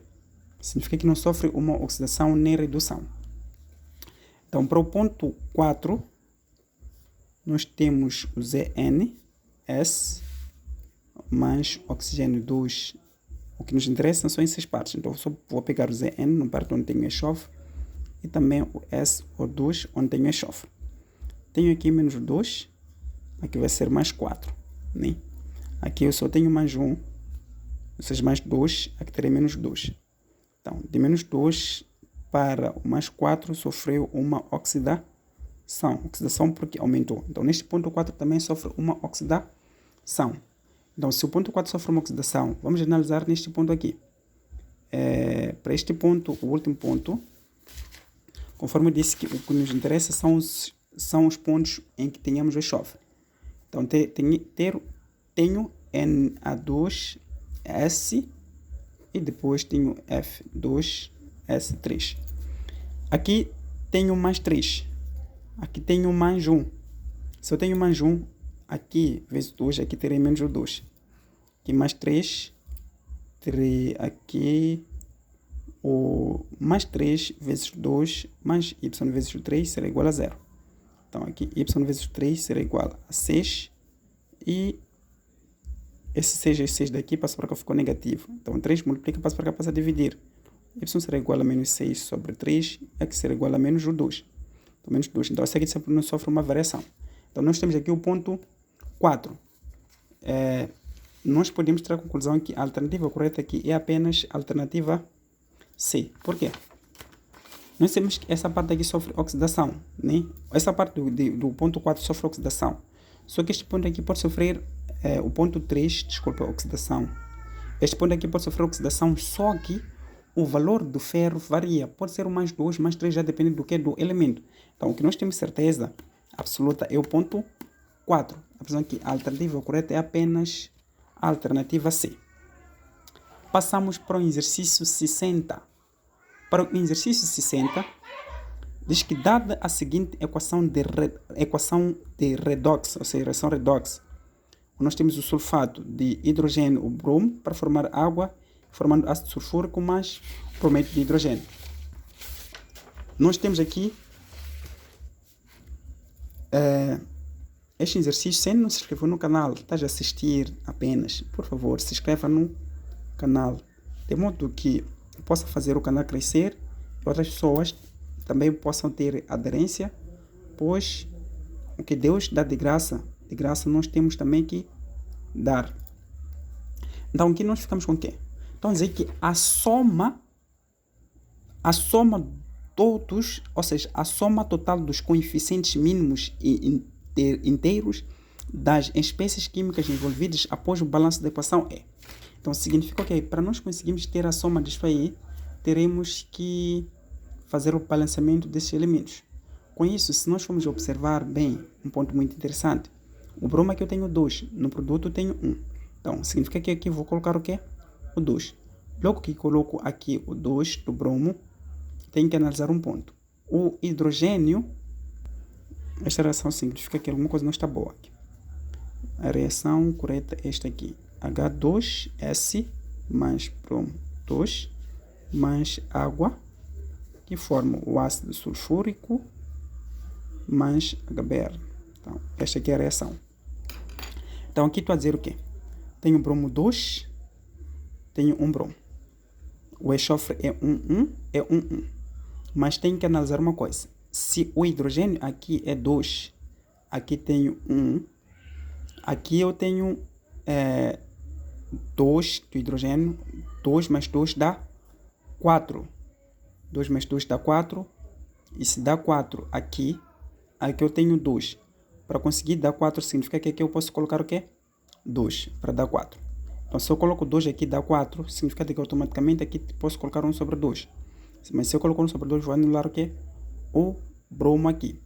Então, se eu colocar, por exemplo, aqui o 8, aqui, neste ponto, depois fico colocar o 4 neste ponto, e fico colocar o 4 neste ponto, terei 8 de bromo, 8, 10 de hidrogênio, 8 mais 2, 10 de hidrogênio. O enxofre tenho 1, oxigênio, tenho 4, e também tenho 4 de oxigênio. Aqui eu coloco 4 por causa do que? Da quantidade também do oxigênio.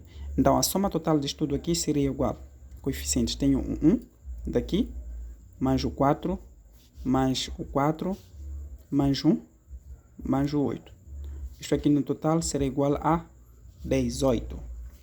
Se é igual a 18, ficamos com a alternativa A. Passamos para o 61. Para o 61 diz que o ferro galvanizado apresenta-se revestido por uma camada de zinco. Se um objeto desse metal for riscado, o ferro ficará exposto às condições do meio ambiente e poderá formar o hidróxido ferroso. Neste caso, o zinco, por ser mais reativo, reage com ferro, conforme a reação representada abaixo. Então, nós temos aqui esta reação. Temos aqui esta reação. Aqui, forma tipo hidróxido de zinco mais ferro. Então, com isso queremos dizer o quê? Então, dizer sobre essa reação, podemos afirmar que o ferro sofre uma oxidação, pois perde eletrões. Vamos ver uma coisa. Uma das coisas, nós teremos que calcular, por exemplo, aqui para verificar se sofre oxidação ou não. Caso, por exemplo, tu encontres água oxigenada em um dos pontos, um dos segredos importantes, tu podes não calcular o valor, por exemplo, do número de NOx aqui. Simplesmente, quando você colocar o menos 1, já terás o número do que de NOx. Então, logo, com a água oxigenada, nós colocamos menos 1. O menos 1 vezes 2 dá menos 2. Aqui vai ser mais 2. Então, também dá a dizer que com isso aí, também podemos verificar que também aqui terei menos 1. Aqui terei mais 2. No estado livre, o zinco é 0. No estado livre, o ferro também é 0. Então, o que acontece? Vamos lá verificar uma coisa. De zinco de 0 para 2. Aumentou. Se aumenta, sofreu uma oxidação. De mais 2 para 0, aconteceu uma redução de número do que? De NOx. Fixem uma coisa muito importante. Quando sofre oxidação, significa que ocorre a perda de eletrões. Porque saiu de 0 para mais 2. É como se tivesse ganho, mas só que na verdade perde eletrões. Por quê? Porque quando sofre oxidação, significa que sofre uma corrosão. É só imaginar, por exemplo, quando tu tens uma chapa metálica, ou seja, um metal. Depois de algum tempo, quando tu estás exposto, ou seja, quando tu expões a calor, significa que com o passar do tempo sofre uma corrosão. Quando sofre uma corrosão, significa que sofre uma oxidação. Se sofre uma oxidação, significa que há perda de eletrões. Enquanto que, por exemplo, o ferro, neste caso, que sofre uma redução, significa que ele ganha eletrões. Então, com isso, também dá a dizer o quê? Que esta alternativa aqui, dizem que o ferro sofre oxidação, logo está errado. O ferro sofre redução, mas quando sofre redução, o ferro, ele tem que ganhar eletrões. Logo, também descartamos a alternativa C. O B, então dizer que o zinco sofre oxidação. Claro, sofre oxidação. Mas quando sofre oxidação, significa o quê? Que ele tem que perder eletrões. Mas aqui dizem que perde eletrões. Então, se perde eletrões, significa que ficamos com a alternativa B. Passamos para o 62. Diz que uma solução aquosa de ácido clorídrico dissolve ferro e zinco, mas para dissolver cobre ou prata é necessário usar o ácido nítrico. Isto ocorre porque estamos no exercício 62. Não, isto aqui, teremos que ver aqui as alternativas. Temos que ver as alternativas. Isto ocorre, o cobre e prata são metais mais duros que ferro e zinco. Não é a opção verdadeira, isso aí, não concordo. Então, dizer que o cloreto de hidrogênio é um ácido fixo e o HNO3 é um ácido volátil. Não tem nada a ver com isso. Então, dizer que o HNO3 é um ácido mais oxidante que o HCN, claramente. Então, aqui ficamos com a alternativa C. Então, estamos a dizer que este ácido aqui é o mais oxidante em relação ao ácido HCl. Passamos para o exercício 63, onde diz que as pilhas de níquel, cádmio, que viabilizaram o uso de telefones celulares e computadores portáteis são baseados da seguinte reação. Nós temos aqui esta reação. Considerando esse processo, quantos mols de eletrões são produzidos por mol de cádmio consumido? Para nós conseguirmos achar tipo cádmio consumido, é necessário que a gente pega essa parte aqui que nos interessa, onde existe cádmio. Com isso eu não estou a desprezar a outra parte, mas no sentido daquilo que nós estamos a observar, né? Temos o cádmio no estado sólido, que produz hidróxido de cádmio, de OH, estado no produto. Então, com esta reação que eu só reduzi a reação, poderá ter copiado a reação, mas só que nos interessa essa parte. No estado livre, um elemento tem um NOx 0. Quando é água oxigenada, significa que eu tenho menos 1. Menos 1 vezes 2 dá menos 2, que significa que aqui teria que ficar com mais 2. De 0 para mais 2, o que aconteceu é que aqui sofreu uma oxidação. Né? Sofreu uma oxidação. Só que se sofre uma oxidação, o que acontece é que aqui perde, qual a quantidade de eletrões que perde? O cádmio perde a quantidade de 2 eletrões. Então, será esta aqui a quantidade de mol de eletrões que são produzidos de cádmio quando for consumido, ou seja, quando perder. Então, logo aqui, ficamos com a alternativa C. Para o 64, diz que a eletrólise do cloreto de sódio fundido produz sódio metálico e gás cloro. Neste processo, cada íon, ok. A eletrólise, primeiro temos que saber, ou seja, o que é eletrólise. Eletrólise é um processo não espontâneo de cargas de íons, ou seja, é um processo não espontâneo, também pode ser de carga de íons, em que cada cátion sódio sofre uma redução, ou seja, ganha eletrões, então produzindo o sódio metálico. Então, sendo assim, aqui significa que a alternativa correta é a alternativa B, ou seja, o sódio recebe um eletrão. Então, aqui ficamos com a alternativa B. 65. O inseticida paratião tem a seguinte forma molecular: C10H14 ou 5NSP. Escolhe a alternativa que indica a massa de uma mol desse inseticida. Para tal, nós conseguimos achar isso aí, teremos que calcular a massa molecular deste inseticida.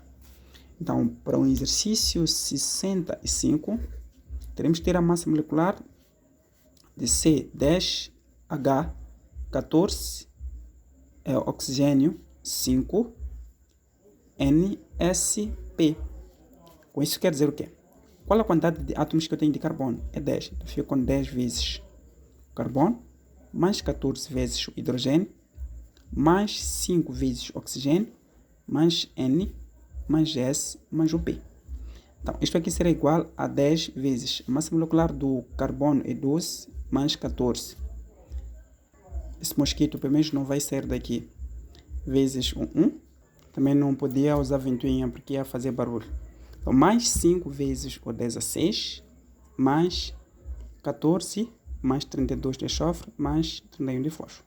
Então, significa que a massa molecular, ao calcular isto tudo aqui, vai ser igual a 291 gramas por mol.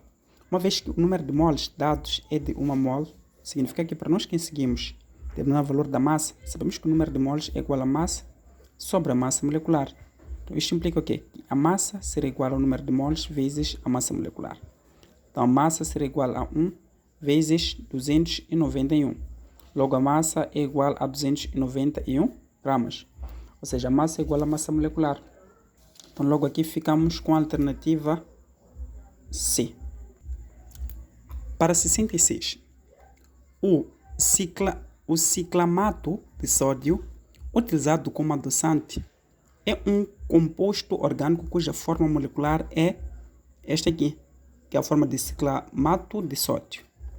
As percentagens em massa de sódio e de oxigênio no referido composto sendo dadas as massas atômicas dos elementos químicos são. Se tivessem dado, por exemplo, as percentagens totais, não somente de sódio e de oxigênio, era somente possível você criar o ciclamato de sódio, mas tinha que ter todos os elementos, claro. Então, aqui, primeiro, nós teremos que determinar o valor da massa molecular. Então, teremos que determinar a massa molecular do ciclamato de sódio, que será, temos o NaC6H6O3, NS. Então, aqui a massa molecular descompôs será igual. O sódio tem 1, o oxigênio tem 6 vezes, o carbono, mais 6 vezes o hidrogênio, mais 3 vezes o oxigênio, mais N, mais S. Então, aqui a massa molecular deste composto será igual a... teremos aqui o 23 mais 6 vezes o 12, mais 6 vezes o 1, mais 3 vezes o 16, mais 14, mais 32. Então, massa molecular do ciclamato de sódio é igual a 195 gramas por moles. Mas a massa molecular do oxigênio do lado é igual a 3 vezes o oxigênio, que é igual a 3 vezes o 16, que é igual a 48 gramas por mol.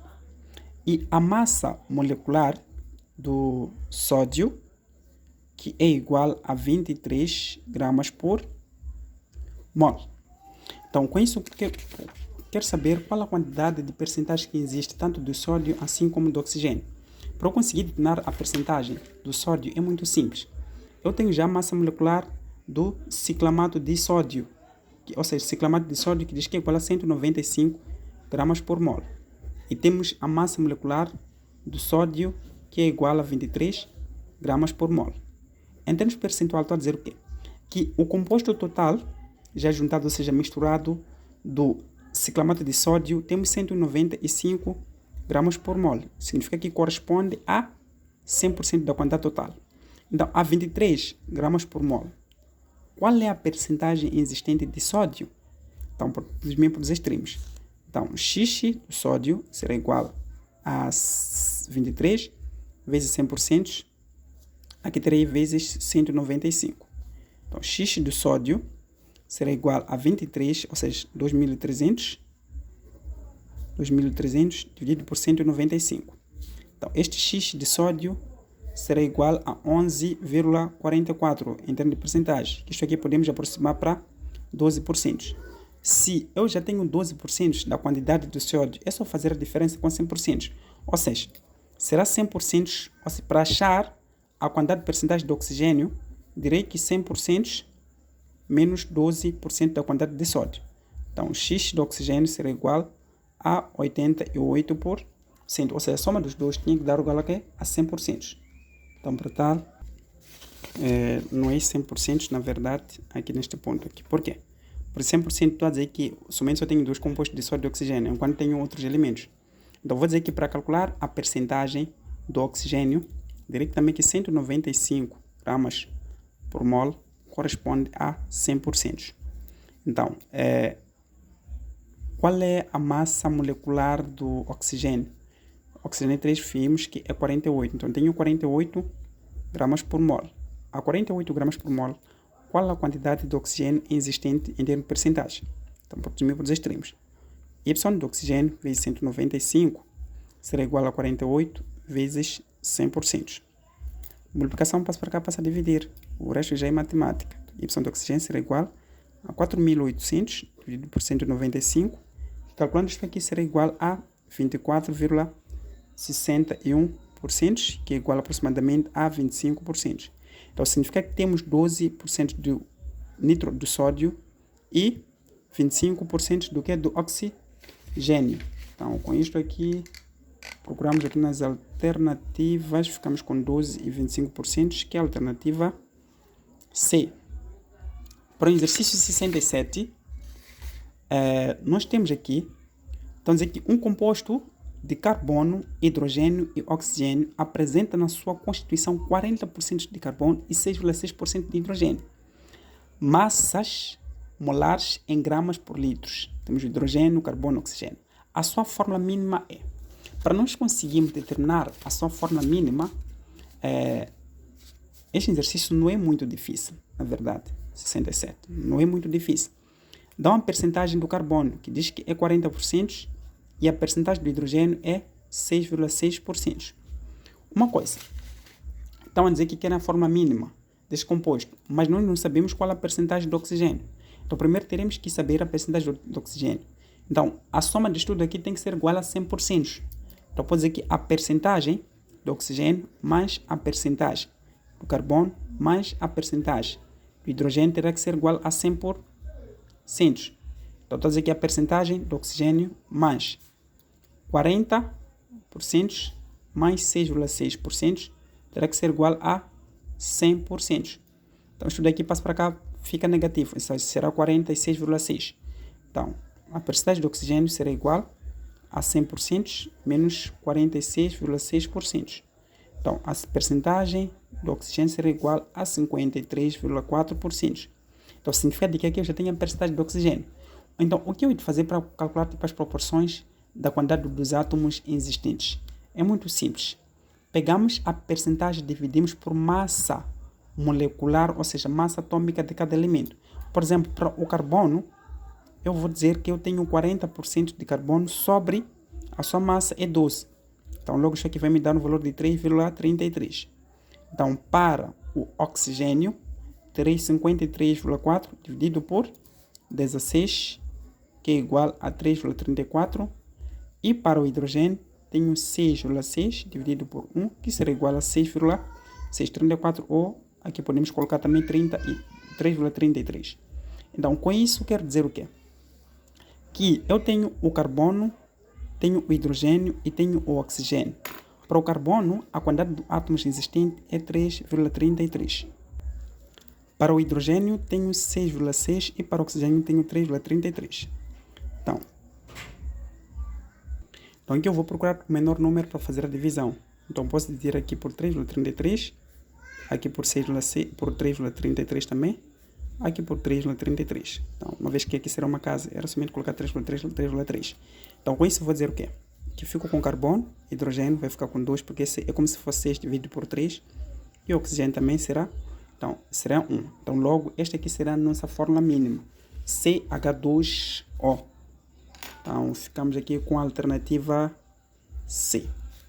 Para o 68, diz que o benzeno, antes disso, eu espero que esteja a gostar da aula. Não fique saturado, né? Porque não é um alcano. O benzeno, da forma molecular C6H6, é um líquido incolor de odor agradável, bastante volátil, cujos valores são tóxicos. O benzeno tem a mesma forma molecular mínima que o... Aqui não vou demorar, que isto aqui tem uma forma mínima igual a um metano, né? Que tem uma forma mínima igual a um metano. Etanol, o etanol, dizemos que tem um grupo OH, né? O benzeno não tem um grupo OH. O eteno também tem dupla ligação, então não pode ser. Então aqui tem uma forma mínima que um metano, por causa do que da ligação aqui só tem o carbono e o hidrogênio. Então, 69. Então, digo, o ácido adípico, que é este nosso ácido aqui, então dizer que matéria-prima para a produção de nylon apresenta cadeia carbônica. Primeiro temos que perceber uma coisa. Esta aqui é uma cadeia insaturada, primeiro não pode ser saturada. Por quê? Porque a ligação dupla não se encontra dentro dos carbonos, ou seja, a ligação dupla será uma cadeia, é uma cadeia insaturada, porque é uma cadeia saturada, não uma cadeia insaturada. Acho que eu já estou a virar um alcano, brincadeira. Então, este aqui será uma cadeia saturada, porque uma cadeia insaturada é uma cadeia em que a ligação dupla deve estar no meio dos carbonos. Esta ligação dupla do oxigênio não está no meio dos carbonos. Veja que está aqui, está livre, também aqui está livre. Então, logo, esta aqui é uma cadeia saturada. E também, essa cadeia é homogênea. É homogênea por quê? Porque este grupo do íon oxigênio está fora do meio dos carbonos. Então, também é homogênea. É ramificada? Não é ramificada essa cadeia. É uma cadeia normal. Se fosse uma ramificação, viria, por exemplo, que uma ligação do outro carbono que estivesse aqui fora. Então, esta aqui é uma cadeia normal. Logo, saturada, homogênea e normal, que seria a alternativa A. Para o exercício 70, então dizer que muitas plantas contêm substâncias orgânicas simples, como, por exemplo, hidrocarbonetos responsáveis pelo odor e sabor. O beta-terpeneno, cuja cadeia carbônica é mostrado ao lado, é uma das substâncias responsáveis pelo odor de limão. O número total de átomos de hidrogênio presentes nesta substância é número total do que? De hidrogênios. Então, significa que tu terás que pegar essa cadeia aqui e contabilizar toda a quantidade do que de hidrogênios existente nessa cadeia. Vi que quando eu fico a contabilizar essa cadeia, temos 2, Aqui teremos o 2, teremos aqui, por acaso será o 3, né? 3 aqui por 4, 3, 1, 2, tenho 2 aqui, tenho 2 aqui, tenho 2 aqui. Então significa que tu terás que encontrar toda a quantidade de hidrogênio. Então, ao encontrar essa quantidade de hidrogênio, depois deixa um comentário aí, se vai encontrar a mesma alternativa que a minha, que é 16. Então, 71. Então, dizer que um composto orgânico de cadeia aberta, insaturada, ramificada com carbono quaternário tem cadeia principal com 4 carbonos. Sua forma molecular é. Primeiro dizem que essa cadeia já nos dá um palpite, tem 4 carbonos. Então, tenho 1, 2, 3, 4 carbonos. Então, e também dizem que é uma cadeia que tem 4 carbonos e diz que é uma cadeia insaturada e ramificada. Então, podemos colocar aqui uma ramificação. CH3, dizem que se é uma cadeia ramificada, podemos colocar aqui dupla ligação. Se nós temos aqui dupla ligação, e dizem que esta cadeia é um carbono quaternário, 4 carbonos, tem uma cadeia principal com 4 carbonos, 1, 2, 3, 4, CH2, um hidrogênio aqui, depois tenho CH3. Então, significa que aqui, uma vez que é quaternário, 1, 2, 3, 4 quaternário, significa que nós podemos adicionar tipo, uma parte aqui do CH3. Então, logo, esta cadeia aqui tem que ter no máximo 6 carbonos e 14 hidrogênios. Então, logo, ficamos com a alternativa D. Para o exercício 72, diz que a múscula é uma feromona utilizada pela mosca doméstica para atrair os machos, marcas, trilhas e outras atividades. Sua forma estrutural é. Esta aqui é a fórmula que nós temos, né? Então, este aqui é um composto acíclico. Então, é um composto acíclico porque esse composto aqui ele possui uma cadeia aberta, em que apresenta carbonos pendurados, ou seja, apresenta esses carbonos que são pendurados. Ou seja, esses carbonos aqui são carbonos que parecem mesmo estarem pendurados, de facto, né? Essa cadeia cíclica. Então, aqui estão a dizer o quê? Todas as alternativas abaixo são corretas, excepto a linha estão a dizer que não é um composto acíclico de cadeia normal. Não é verdade. Isto aqui é um composto acíclico, porque possui uma cadeia aberta. Logo, a alternativa que não está correta é a alternativa A. 73. O nome para a estrutura seguinte, de acordo com o sistema de UPAC. Então, eu aqui deixo ao seu critério esta parte, mas também, primeiro podemos contar quantos carbonos nós temos. Temos 1, 2, 3, 4, 5, 6, 7, 8, 9. Depois tenho 1, 2, 3, 4, 5, 6, 7, 8, 9, 10. Então, a cadeia mais longa é esta aqui. Tem 10 carbonos. Já sei que já tenho aqui um decano. É a primeira parte. Então, tenho 1, 2, 3, 4, 1, 2, 3, 4, 5, 6. Então, no sexto carbono tenho uma ramificação de um metil. No sétimo carbono tenho uma ligação de um metil e um etil. Então, terei 6,7 dimetil, depois 7 etil decano. Então, logo, a alternativa correta é a alternativa A. Passamos para o exercício 74. Para compreender o processo de exploração e o consumo dos recursos petrolíferos, é fundamental conhecer a gênese e o processo de formação do petróleo descrito no texto abaixo. Gênese. Na Bíblia é o primeiro livro, né? O início das coisas. Então, logo, estão a falar do início. Muito interessante esse texto, muito, mas muito interessante mesmo, né? Então, dizer que o petróleo é um combustível fóssil, originado provavelmente de restos de vidas aquáticos acumulados no fundo dos oceanos. Então, se não saber, já sabes de onde é que vem o petróleo. Primitivo e cobertos por sedimentos. O tempo e a pressão do sedimento sobre o material depositado no fundo do mar transformaram esses restos em massas viscosas de coloração negra, denominadas jazidas de petróleo, nem quando vimos a extração do petróleo. Então, com isto podemos dizer o quê? A informação de texto permite afirmar que a escolha alternativa correta. Então, dizer que primeiro para a linha, o petróleo é um recurso energético renovável a curto prazo, em razão da sua constante formação de geologia. Essa opção aqui não é verdade, né? Não é verdade, não concordo. Não concordo, porque dizem que o petróleo é um recurso energético renovável a curto prazo. Olha, por exemplo, o processo que eles dizem que sofre uma desintegração, nem desses animais que devem morrer depois de algum tempo, eles aí conseguem produzir, ou seja, uma coloração negra. Então, B. A exploração de petróleo é realizada apenas em áreas marinhas. Também não concordo com esta alternativa. Então, dizer que a extração e o aproveitamento do petróleo são atividades não poluentes dadas sua origem natural. Não é verdade. Petróleo. Já senti um pouquinho o cheiro de petróleo? Então, também não é verdade. Então, dizer que o petróleo é um recurso energético distribuído homogeneamente em todas as regiões, independentemente da sua origem. Não é verdade. Também não vou concordar com isso. Eu também acredito que você que está fazendo leitura também não está concordando com essa opção. O petróleo é um recurso não renovável a curto prazo. Exato. É não renovável a curto prazo.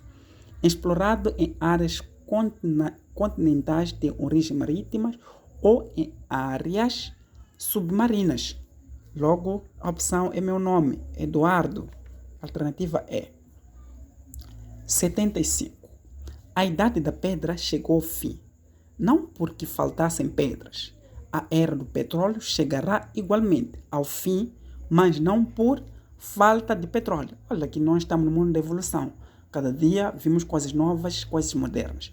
Com isso estamos a dizer o quê? Que considerando as características que envolvem a utilização das matérias-primas citadas no texto em diferentes contextos históricos geográficos, é correto afirmar que, de acordo com o autor, o exemplo do que aconteceu na Idade da Pedra, o fim da era do petróleo estará relacionado com, então, dizer que a redução e esgotamento das reservas de petróleo. Não. Ao desenvolvimento tecnológico e a utilização de novas fontes de energia. Claramente que vai sumir de acordo com isso aí. Então, logo aqui vou ficar com a alternativa B. 76. Então, dizer que na combustão incompleta de metano, obtém-se a água e carbono finalmente dividido, denominado negro de fumo, que é utilizado na fabricação de graxa para sapatos. Escolha a alternativa que apresenta esta reação corretamente equacionada e balanceada. Eu não vou discutir que são casos particulares das reações de oxidação e redução. Com isso, estamos a tentar dizer o quê? Que a alternativa correta é essa alternativa D. Não há nada que discutir aí. 77. Diz que o nome correto do composto. Assustador o composto, mas é interessante o composto. Vamos lá ver o tal composto. Primeiro temos que contar a cadeia mais longa, né? Temos 1, 2, 3, 4, 5, 6, 7. Depois vou dar uma outra volta. Tem 1, 2, 3, 4, 5, 6. Tem 1, 2, 3, 4, 5. Então a cadeia mais longa é esta cadeia aqui. Esta aqui é a cadeia mais longa. Já sei que é um hept. Só que eu tenho aqui dupla ligação. Então, logo, se eu tenho dupla ligação em duas partes, já é um heptadieno. Então, já tenho um heptadieno. Só que o que acontece? No carbono 2, eu tenho uma ramificação. No carbono 4 também tem esta ramificação de. Ou seja, no carbono 2 tem uma ramificação. No carbono 4 também tem uma ramificação do metil e depois tem uma ramificação de um etil. Então, uma vez que estou a dizer que é um heptadieno, significa que tanto nesta parte e nesta parte a coincidência da contagem tem que ser recíproco, né? Tem que ser recíproco. Então, com isso, estamos a tentar dizer o quê? Que aqui terei o seguinte. Tenho aqui, no segundo carbono, tenho um metil, no quarto carbono tenho um metil. Então, tenho 2 e 4 de metil, né? 2 a 4 de metil. No carbono 4 tenho um etil. Então, 4 a 2 de metil. Depois tenho um etil, neste ponto aqui. E depois, no carbono 1, tenho dupla ligação. O primeiro carbono tem dupla ligação. 1, 2, 3, 4, 5. No quinto carbono também uma ligação. Tenho dupla ligação. Então, tenho aqui uma ligação também que tem uma ligação. Mas melhor escrever aqui na folha para facilitar a explicação, porque estou a ver que não estás a perceber nada. Brincadeira. Eu sei que percebeu isso aí para facilitar a compreensão. no caso de um dos seus colegas. Então aqui temos depois 1, 2, 3. Tenho aqui o C. Né? Estas ligações são, então, a ver as setas. Representam as ligações do hidrogênio. Temos C, dupla ligação. Depois temos o C. Estas ramificações. Então com isso aqui estava a tentar dizer o que eu estava a explicar aqui. Estava a dizer que aqui, neste carbono aqui, no primeiro carbono, tem uma dupla ligação. Nós vimos que a cadeia mais longa, esta cadeia aqui, é um heptadieno, por causa desta dupla ligação e dupla ligação. Então temos já um heptadieno. Já sabemos que é um heptadieno. Só que no carbono 1 tem uma dupla ligação, tenho 1, 2, 3, 4, 5, 6 e 7. Heptadieno porque tem 7 carbonos. No carbono 1 tenho dupla ligação e no carbono 5 também tenho a dupla ligação. Então, logo tenho 1,5 heptadieno. Mas no carbono 2, se vocês forem ver, tenho uma ligação que esta parte aqui é um metil. No carbono 4 também tenho um metil. Se eu tenho um metil aqui, posso dizer que eu tenho 2, 4 de metil. Só que no mesmo carbono 4 tenho aqui um etil. Então, terei 4,4 e depois 4 etil, 1,5 heptadieno. Este aqui eu estava a tentar explicar ou referir. Com isso aqui, nós ficamos aqui com a alternativa correta, que será a alternativa A. Passamos para o exercício 78. Para o exercício 78, diz que o benzopireno é um composto aromático formado na combustão de ula e de fumo. Pode ser encontrado em carnes grelhadas em carvão ou em peças defumadas. Experiências em animais comprovaram sua potência ação cancerígena. Apresenta a seguinte fórmula estrutural. Sua fórmula molecular é... Então, esta aqui é a forma estrutural. Esta aqui é a forma estrutural. Então, com isto aqui significa que tu terás que contar as quantidades que existem de carbonos e de hidrogênios. Quando você for a contar, deixa aí no comentário e deixa o seu critério, que eu encontrei a alternativa B. Eu deixo o seu critério também esta parte aqui. Quando você encontrar uma alternativa correta ao contar a quantidade de carbonos e hidrogênios. Espero o seu comentário. A queima do eucalipto para produzir carvão pode libertar substâncias irritantes e cancerígenas, tais como benzotracenos, benzofluoretenos e dibenzoatracenos, que apresentam em sua estrutura anéis de benzeno condensado. O atraceno apresenta 3 anéis e tem forma molecular. Com isso aqui também, deixa o seu comentário, mas a alternativa correta é a alternativa C. 80, que é o último exercício, diz que o óleo de rosa tem forma estrutural. Esta aqui é a forma estrutural do que? De óleo de rosa. Então, dizer, é incorreto afirmar que é um álcool. Então, veja que nós temos aqui um grupo OH. Logo, essa opção aqui está correta. É um álcool, porque possui o grupo hidroxila OH. B. Dizem que possui somente um carbono terciário em sua estrutura. Ok, vamos lá verificar isto aí, se possui um carbono terciário em sua estrutura. Tenho 1, 2, 3, ou seja, tenho 1, 2, também tenho 3. Então, esta parte do terceiro carbono é o carbono terciário. Logo, essa alternativa também está correta. Isto aqui é uma função orgânica que tem um carbono terciário. C diz que é um cicloalcano. Não é um cicloalcano isto aqui. Por quê? Porque ele possui este grupo. Tem um grupo do benzeno e tem um grupo hidroxila. Aquilo ali tem um composto aromático e tem aqui um composto condensado que tem o grupo do álcool. Então, logo, este composto não é um cicloalcano. Então, logo, também, essa alternativa está errada. Com isso, nós colocamos o fim no exame. Eu vos desejo um bom trabalho, uma boa concentração e acreditem, é possível e é possível, é possível. É somente acreditar na sua pessoa. Deixe o vosso comentário, deixe o vosso critério e acreditem. Um coração bondoso também é ajudado com bondade. Então, tenha bondade, também receberás com bondade. Então, com isso, Vos desejo um bom trabalho e tchau. Se eu for falar muito, é por gostar de vós. Até a próxima vídeo.